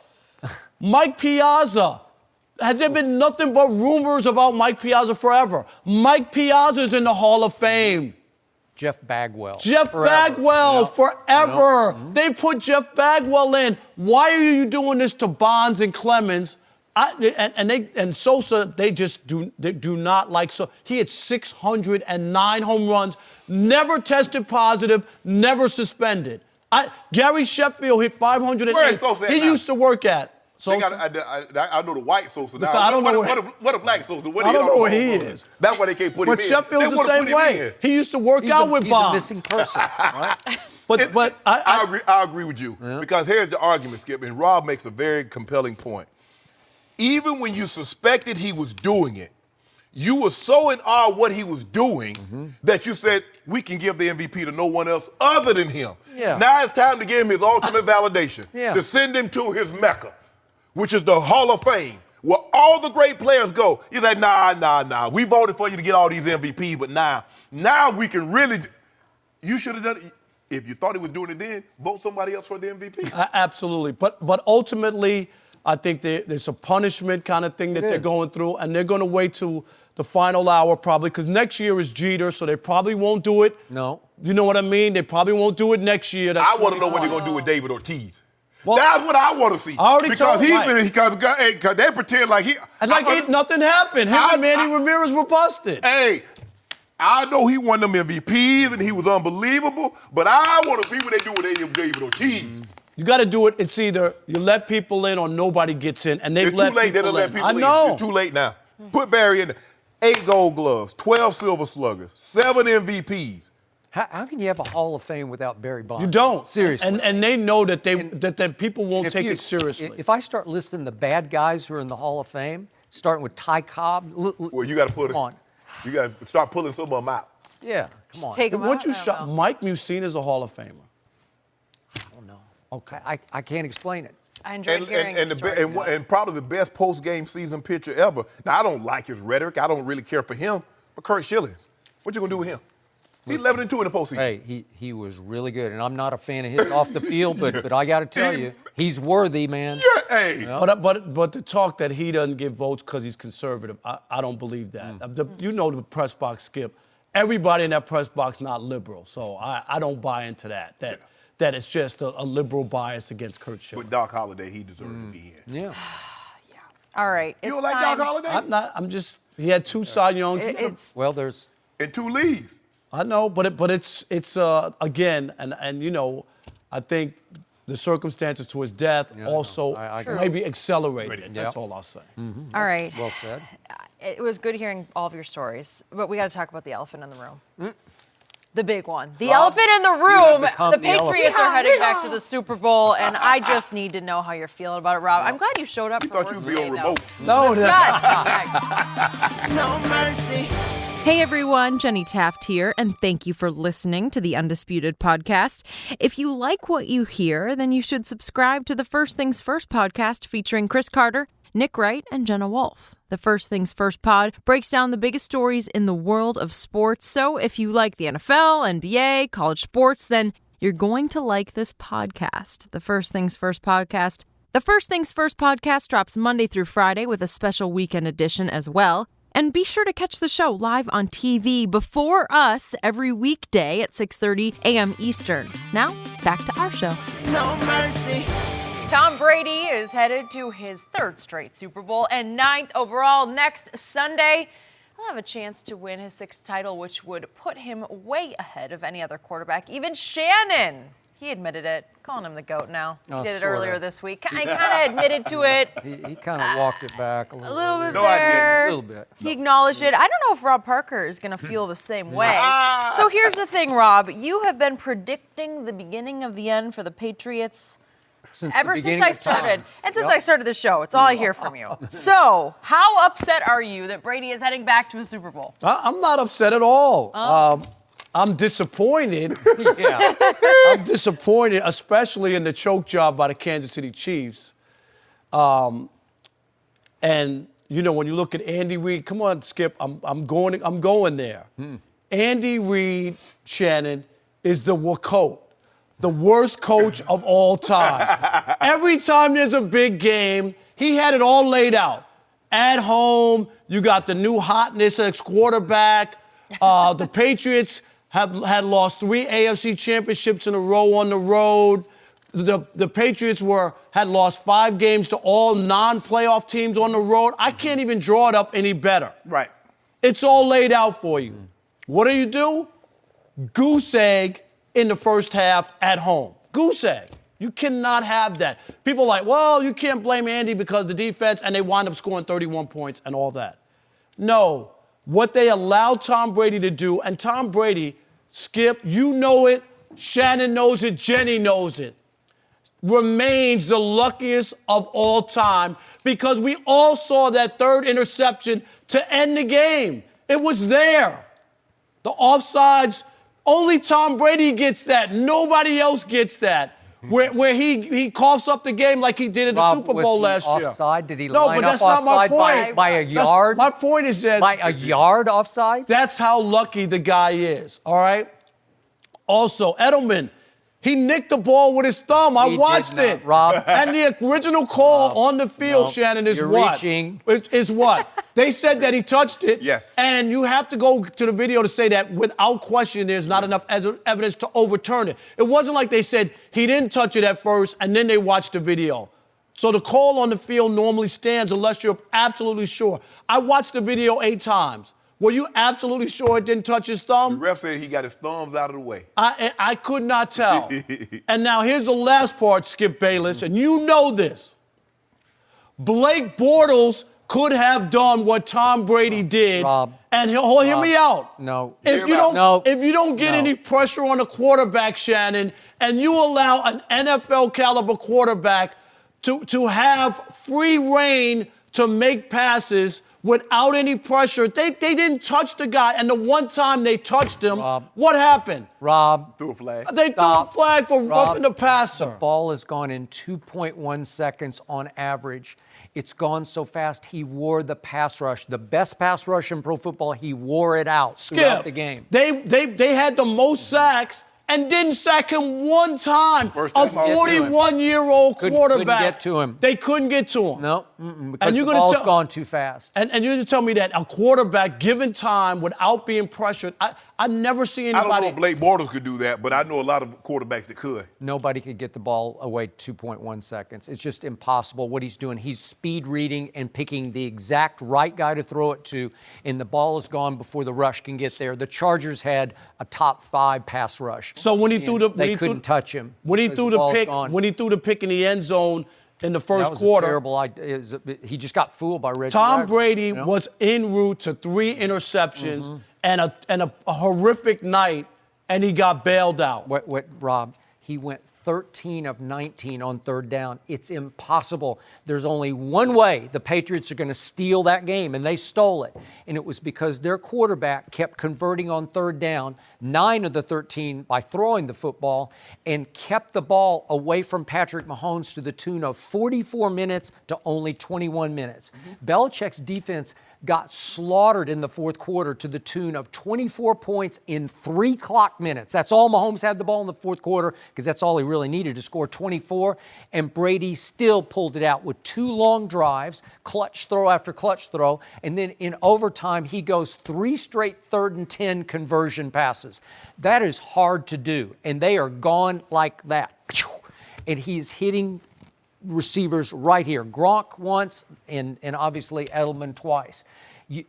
Here's what I want to get to, if you don't mind. Go ahead. Okay, there's something operating here that's deeper than just football because to me, I don't know Tom Brady. I've never spoken to him. I've never I don't know Tom Brady either. Okay, and I don't love what he posts on Instagram, but it's just like the flip side of Barry Bonds. I knew Barry Bonds, and I didn't like him, but I think he was the greatest player ever. I don't know Tom Brady, and I don't care about any of the off-field stuff. Not one thing off-field. All I know is what my eyes tell me. I'm going to borrow this man's word, virtuoso performance against the Chargers, virtuoso against Kansas City. He is playing quarterback at the highest level. It's the hardest position to play in all of sports, and he's coming as close to mastering that position as we've ever seen because he's doing it quicker than anybody's ever done it. So to me, it's a privilege and honor because he's 41 years of age, and he's not going to be around forever. And to be able to sit and watch him every Sunday, I'm in awe. I'm getting to watch him at the highest level in the AFC Championship game on the road against the hottest young gun in pro football. And this kid is wildly talented.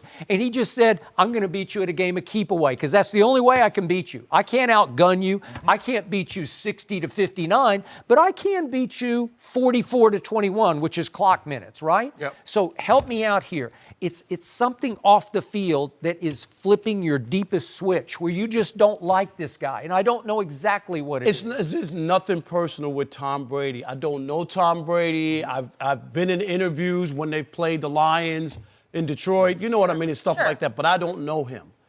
I don't like the way that they cover Tom Brady. And I think that that's part of, like, the nausea in NFL America is no matter how the game ends, it's Tom Brady. And I'll give you a perfect example. That was the same way that Tim Tebow was covered.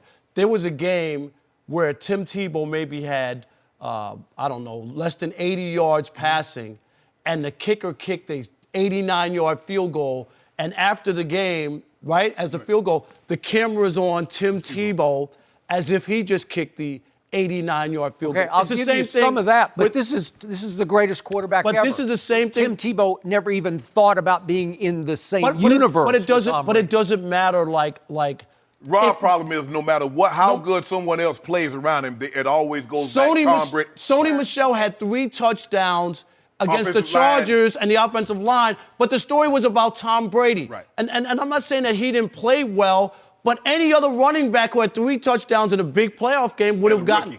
And a rookie, his first game ever, playoff game ever. You're right. And the story's Tom Brady. Okay, this is 19 years, 41 years of age. I get it. But there was also a 10-year stretch. And the other part is that since you asked me, is that anybody else, they never mentioned that Tom Brady was busted for cheating. It's like it never happened. He was suspended, whether you agree with it or not. Same thing. Bill Belichick. There's a lot of fans who can't accept or embrace the Patriots because of all the other stuff that they've done. And if it's anybody else, every time they mention that guy, Tom Brady, who was busted for cheating back in whatever year it was, never gets mentioned. Like, everything's great.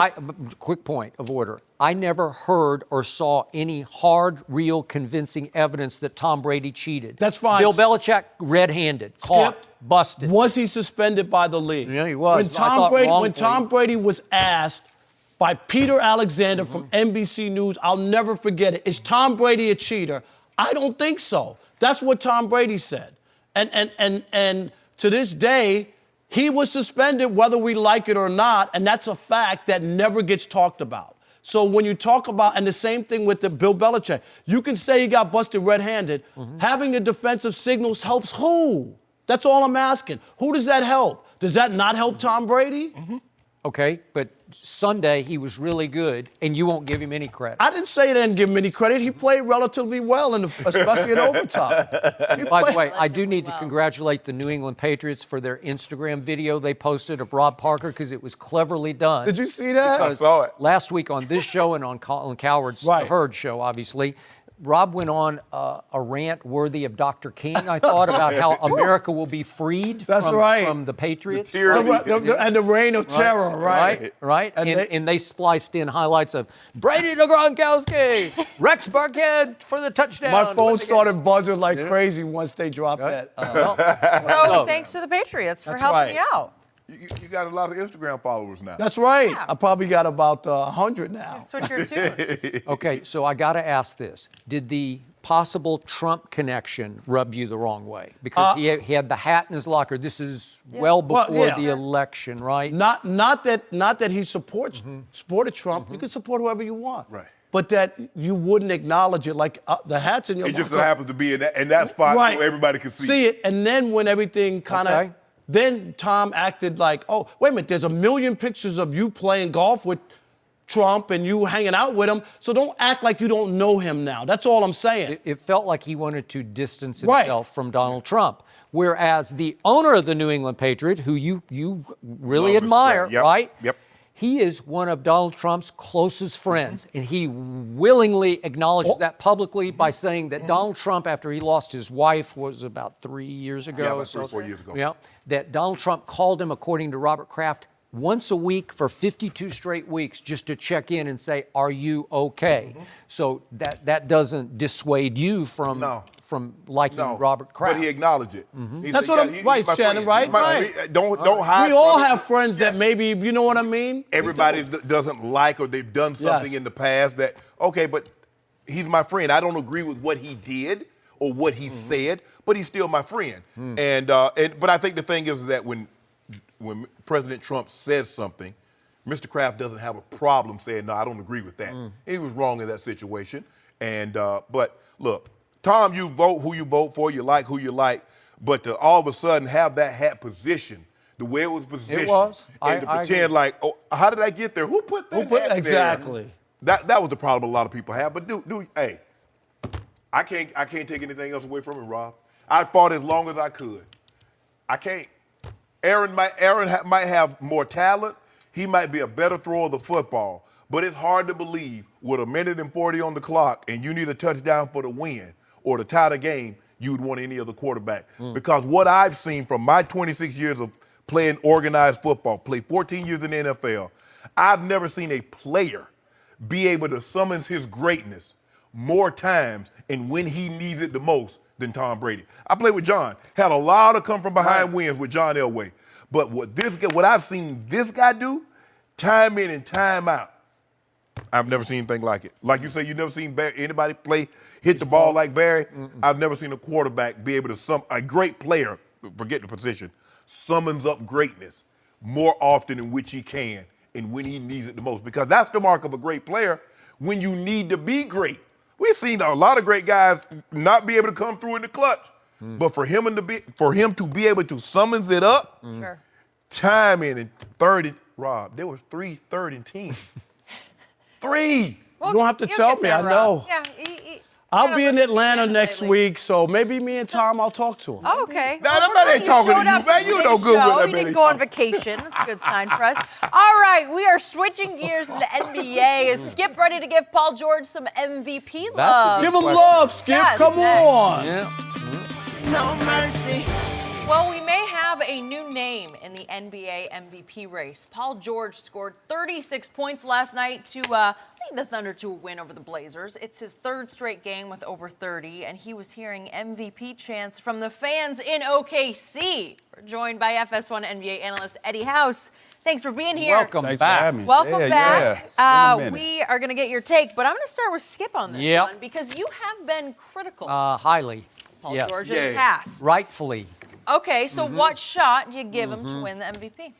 I'm giving him a really good shot. And I'm here to say that faithful viewers of the show know that many times I have called Paul George Paul. Because he played more like George Paul to me, especially in Indiana, where he was not just the poor man's LeBron James, he was the destitute man's LeBron James, because he had no shot against LeBron. He shrank against LeBron James because he couldn't out LeBron, even though it looked like on paper he had the abilities to be a LeBron-like player. And then what happened in the playoffs last year as Russell Westbrook's sidekick, we got to the fateful Game 6, the closeout game at Utah, and Paul George turned right into George Paul and completely disappeared. He scored no baskets the last 3 quarters of that game at Utah, while Russ went full-on warrior, dueling with Donovan Mitchell, especially in the 3rd quarter. They just went basket for basket for basket. And finally, the Thunder just couldn't pull it off. They lost 96-91 because Paul George went 2 of 16, 0 for 6 from 3. And then he got his big contract and shocked the world by staying in Oklahoma City. And then it shocked me because a weird thing happened. Usually a player gets all this money and he kind of puts it in cruise control a little bit. And Paul George went completely the other way. Nobody in this league plays harder every dribble than Paul George. And the proof of that is on the defensive end because he now leads the league. He's running away with steals with 105. And by the way, Oklahoma City just thrives on steals. They average over 10 a game, which just dominates the NBA. Paul George leads the league in deflected balls with 175, as you know from your years of playing. That's just effort. That's just want to. And finally, the favorite stat of all is that nobody dives for loose balls better than the superstar, the high-paid superstar, Paul George. He's recovered 105 loose balls, which is just running away with that category. No team turns turnovers into points faster than Oklahoma City because their half-court offense it's pretty dreary. It's pretty dreadful. Right. But they can beat you with their defense. They ignite on the defensive end, led by this man. So, again, I look at the numbers at 27, 8, and 4. I think on a nightly basis, he's making clutch shots, and we're just talking about regular season because now I got to see if he can rise and shine in the postseason. But in the regular season, I think he is closing the gap on James Harden in the MVP race. You know what, Skip? I tweeted this in the game against Philadelphia. I said, don't look now, don't at me, but Paul George is getting into the MVP. You want people to at you, though. No, don't at me. Don't at me. Crazy. I don't think he has a chance to win it, but I think he deserves credit because of the way he's playing. You know, Skip, he could always score the basketball. He was always a tremendous two-way player, but he's never been clutch. The only time he's been clutch is in the Gatorade commercials. Now he's taking that Gatorade commercial. When I first saw it, it really offended me. Like, ball game? Really? Ain't no game with his shot. Okay. So now you should be even more impressed with what LeBron did to him, because LeBron kicked him, put foots in him all the time when he was in it. He put foots on his face. Yeah, he did. It goes to show you that I think Russ has come to the real. I think Paul George is the best player now. He's been their most consistent player. I know Russ had another triple-double last night. He's up to 14, and there's a good chance he's going to average another triple-double for the season, which will be 3 consecutive seasons in which Russ has averaged a triple-double. But Paul George is their best player. Yeah. He's doing he it. Is. No, he is. He's doing it on both. You just said a mouthful now. He's doing it on both ends of the floor. And for him to hit a 4-point play that won him the ball game, that's unbelievable. It is. And he hit that on Jimmy Butler. Jimmy Butler's no slouch at the defensive player either.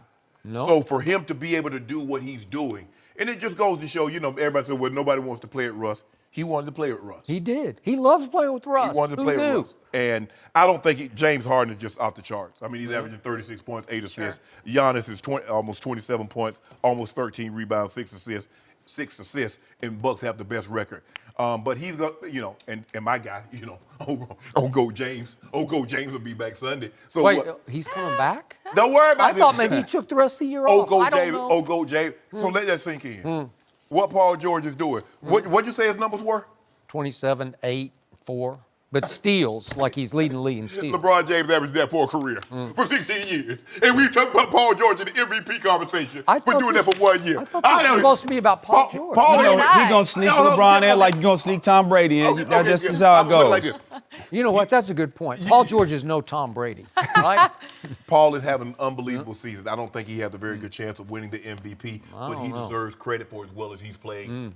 Yeah, he's been balling, and I think it's a direct reflection on when Carmelo left, because the problem was last year what they were doing was trying to force feed him early in the first quarter and never let him get off in the first quarter and everything else, and they just kind of forgot about him. So he's the guy they're going to. They found their closer in him. As far as the MVP race, I don't think there's no way. You name some numbers. I see all defensive team. They're all. Those numbers. He's going to be all defensive team. Might be defensive MVP. He's the player of the year. So he might be defensive player of the year. That's what he could shoot for. But as far as MVP, usually rule of thumb is it goes to the best player on the best team, right? So he has some players ahead of him. I don't think Jokic can get MVP, but he's on a team that's better. And he's averaging 19 and 10 and 7 assists, almost a triple-double. Then the Giannis. We know what Giannis doing there in first place over there. But I think it's all going to hinge on what LeBron does when he gets back. We see where they're at in ninth. If he, from this point moving forward, put them to third, then it's like,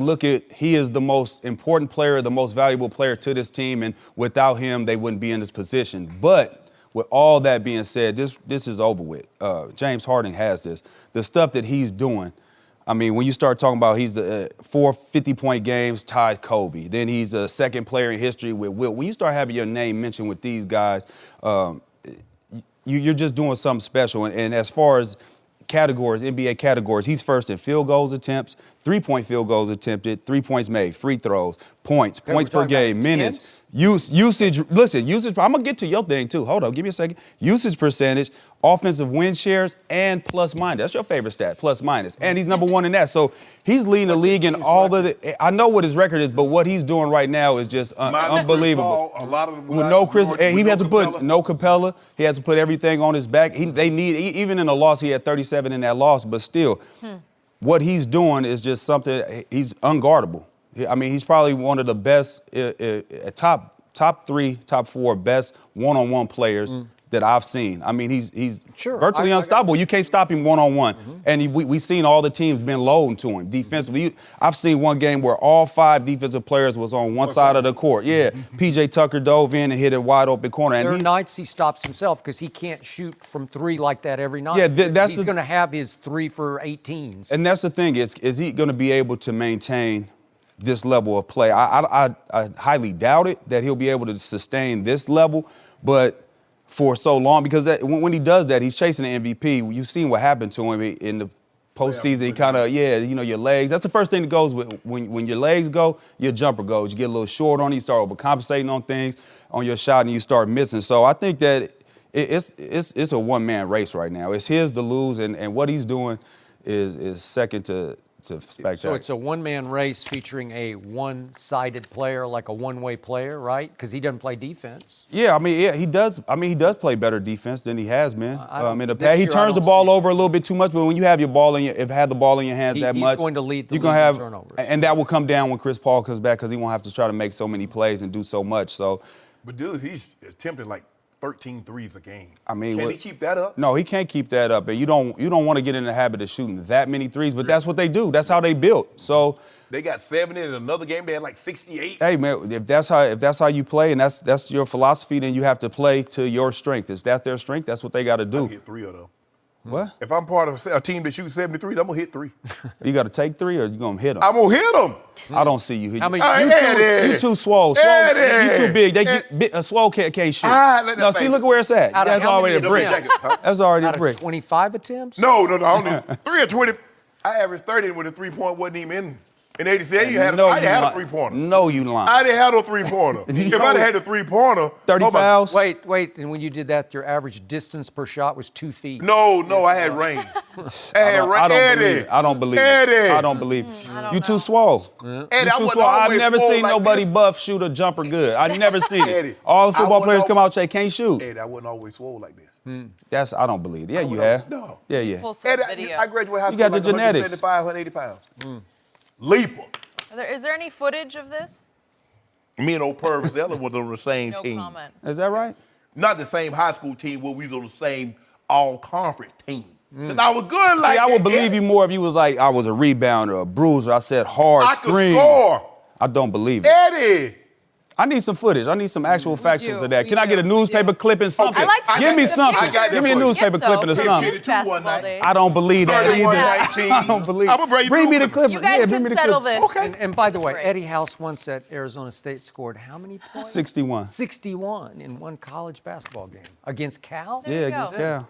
Those are the numbers They you want to they talk was about. studying. Those If they didn't do the game plan, they was in there studying. No. They didn't know you could shoot like that. They did. No, they Eddie, did. good to have you. did. Thanks Cal, for them joining guys. I had us to again. whoop 'em. Well, They John didn't send me a Gruden and the questionnaire. Raiders I had to draft get 'em. Kyler Murray. We'll discuss all that next. No mercy. So back to the NFL, the Raiders have 3 first-round picks, including the 4th overall in April's draft. Quarterback might be in the mix for Oakland, and Heisman Trophy winner Kyler Murray could be the answer. There has been a lot of talk about Kyler's height, but yesterday, John Gruden said he's no longer worried about shorter quarterbacks. Let's hear what he had to say.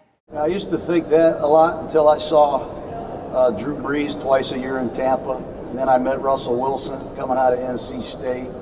And now I'm watching this kid Murray at Oklahoma, and I am putting away all the prototypes that I once had. You know, I used to have a prototype for hand size, height, arm length, all that stuff.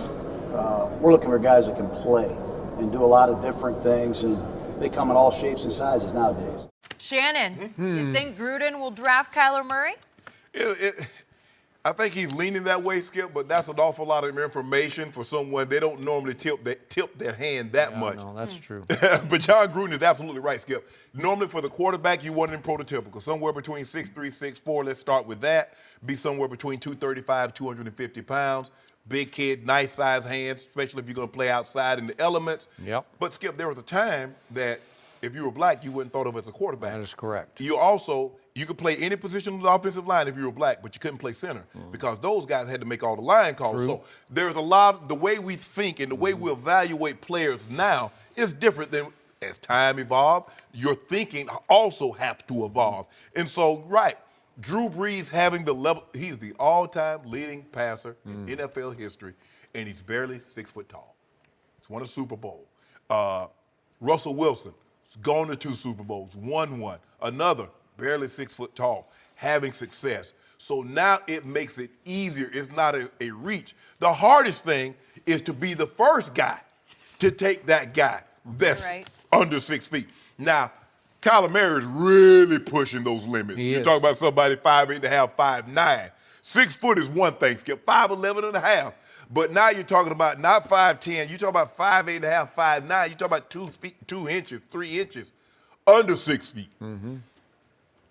Can the guy play? At the end of the day, now they're evaluating guys on whether or not he can play. And if he can play, what position does he play? And we're going to let him see what he can do with our team. Guys are not, team evaluators are not making that mistake. Well, we love him at quarterback. Man, if he was just another inch taller, he was 2 inches taller, we love him at this position. But if he was just this, can he play? Ozzie Newsome, one of the great general managers of all time, probably should go in the Hall of Fame as an executive, Skip, because you draft 4 Hall of Famers, you're doing something right. And I said, Ozzie, how is it that you're able to get these guys right? He said, I believe what my eyes tell me. He said, Suggs, somebody got those 24.5 sacks, Skip.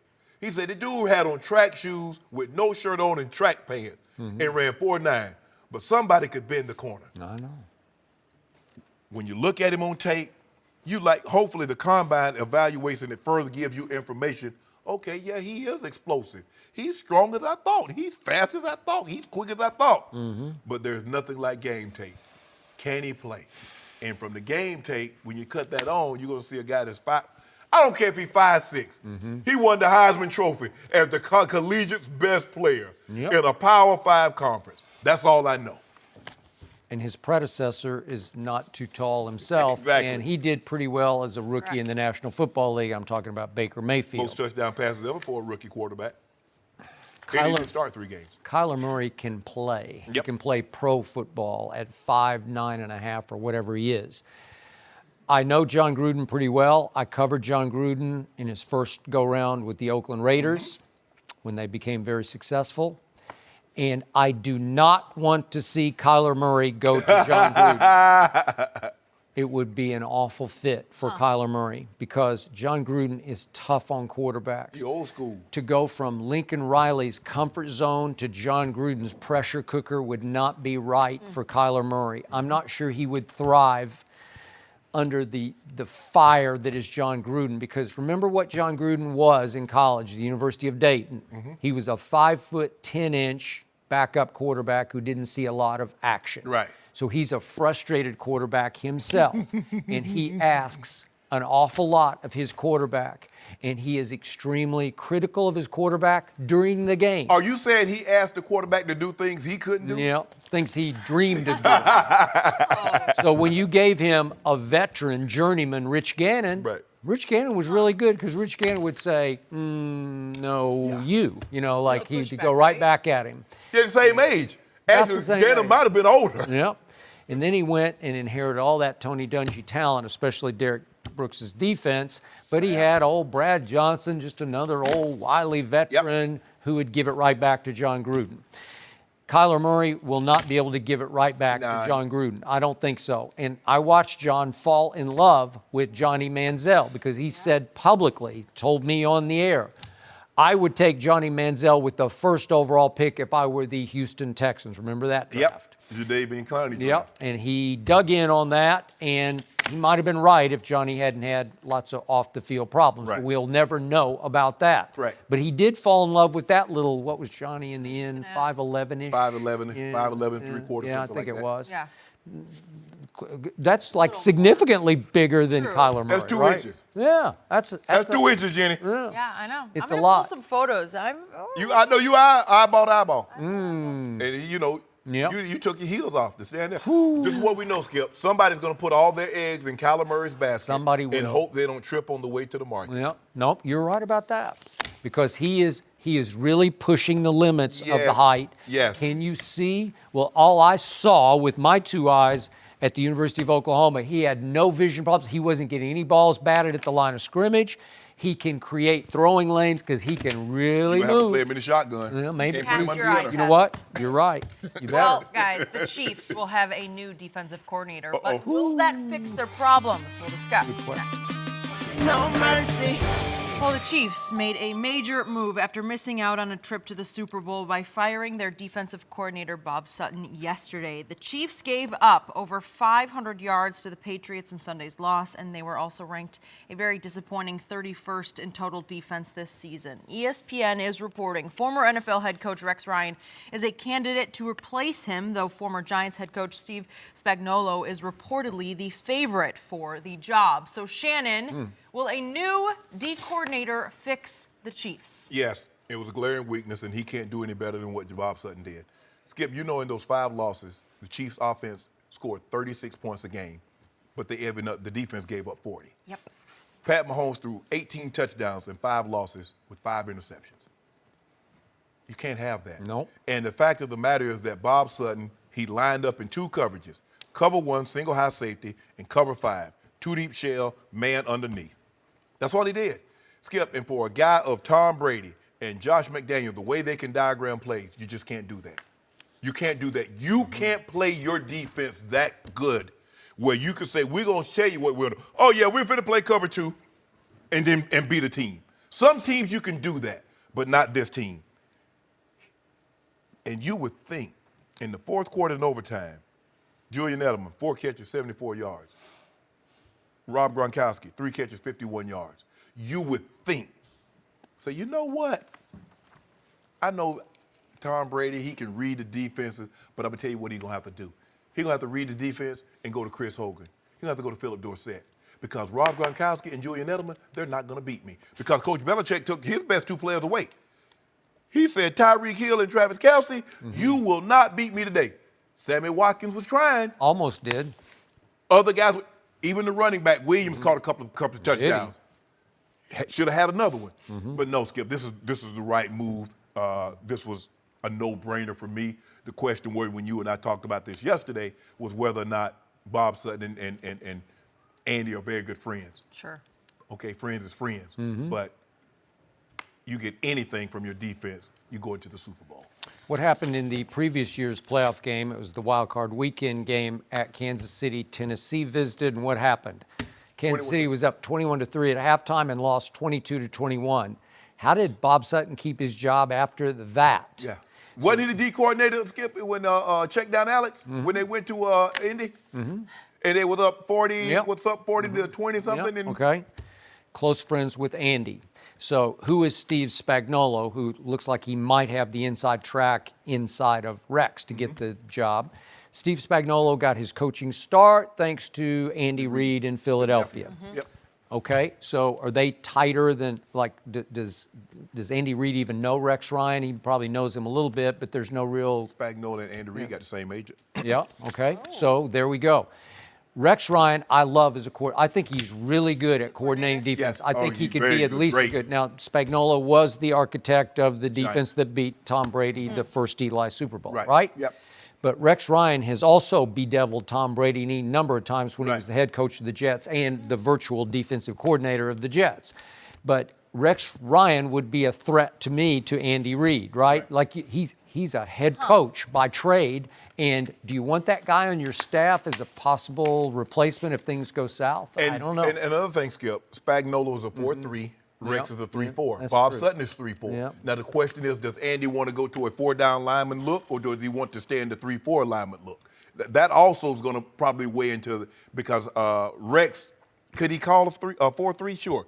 But he based everything out of a 3-4 set. So that's kind of how he wants could to Steve do it. Spagnuolo switch up what his philosophy? He could. Well, I think the thing is that now D Ford is a free agent. What are they going to do? Are they going to try and sign him back?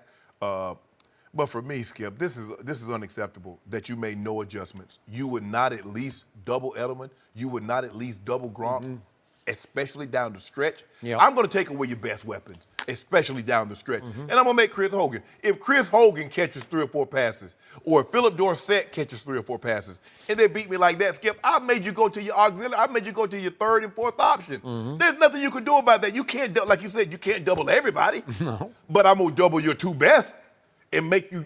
I'm going to see if Chris Hogan can make another one-handed catch. I'm going to see if Philip Dorsett can make another touchdown. Or as many times as Tom Brady has beaten blitzes, I'm going to try. I'm going to throw the kitchen sink at him a couple times. A few times. Just to see what happens. Maybe to mix it up. Maybe to throw him off just a split second. Just to knock him down to get his jersey dirty. Maybe. They ain't get the man. They're hungry. All they're going to do, Skip, right now, they sold I watched them. They already sold the Super Bowl emblem on that same jersey that they wore in Kansas City. They ain't even watch it. Equipment manager say it's clean. Just hang it up in the locker. Really? Yeah. Oh, that's not bad. It's not a good sign. This will not be the last defensive coordinator that Tom Brady gets fired. That's just what he does for a living. He gets coordinators fired because it's hard, man. If we put You that look list at it together, and you say, point. Philly got his guy. He got to keep his job. Yeah. Guy from Philly last year. What his name is? Yeah. Yeah, he kept his job. Did he? Thanks to Bill Belichick. Now, don't do that, Skip. See, there you go. See, that's what Rob was talking about. I know. Jenny, that's what Rob was talking about. Yeah, you guys are coming around. We're going to get. How did the Philly coordinator, You know, it is Jim Schwartz, but how did he keep his job when Tom threw for 505? Should he have been fired? got a strip sack. Okay. Oh. How about this for a headline? Why was Jay-Z in Pittsburgh for a college basketball game last night? We will tell you next. No mercy. Time for our final topic of the day. Duke blew out Pitt on the road last night, and Jay-Z was courtside to see it all. Zion Williamson and RJ Barrett are expected to be top picks in the draft, and Jay-Z just happens to run Rock Nation Sports. After the game, Zion said, quote, "That was like a dream come true to me. He is the GOAT." Shannon, what do you make of this? Oh, hey, hey. I mean, Jay-Z just happened to be on a Tuesday in Pittsburgh. Really? Just showed up? Not in New York, not in L.A., but just in Pittsburgh. This was a recruitment trip. Jay-Z, Rock Nation. Hey, I just come see this young man play, But it just goes to show you, Skip, no college basketball freshman has ever generated this kind of buzz. No one. LeBron would have. Right. Yeah. But guys that went, I mean, he's unbelievable, Skip. I don't really know what else to say. He's unbelievable. Watching him, he's as advertised. He's box office. He is. And a lot of teams are tanking. The Hawks, the Cavs, the Suns are tanking, trying to get the most ping pong balls to get that young man. Have you ever seen this many pounds move this explosively? No. This explosively? No. Because we're talking about fast twitch. He's 285 pounds. Yeah. He'd be the second biggest NBA player behind Bobo, the Clippers' big guy. 7'7", though. Right. So I'm assuming that Jay-Z scanned the ACC schedule and said, well, my closest shot is Pittsburgh. Yes. So I'm going to Pittsburgh. Why not? Charter your little flight. You got your plane, right? Yes. You could just buzz On it a over. Tuesday. On a Tuesday. But it was a good play. I liked it because I'm going to guess he pretty much closed that deal. Oh, yeah. Don't you think? I think so, too. And again, it's not just Zion. It's RJ and Reddish. And Yeah. they might get a triple shot out of this, right? They could have the whole top Pretty of cool. the draft. Yeah, but I right? believe Zion's going to be the first player taken. I Oh. know going into it, so. it was R.J. Barrett. Yeah, but after what they've seen, I'm with you. No mercy. Thanks for listening to the Undisputed Podcast. I'm Jenny Taft. Join us again at the same time tomorrow morning, 9:30 Eastern. We'll see you then. Fox Sports. One of one.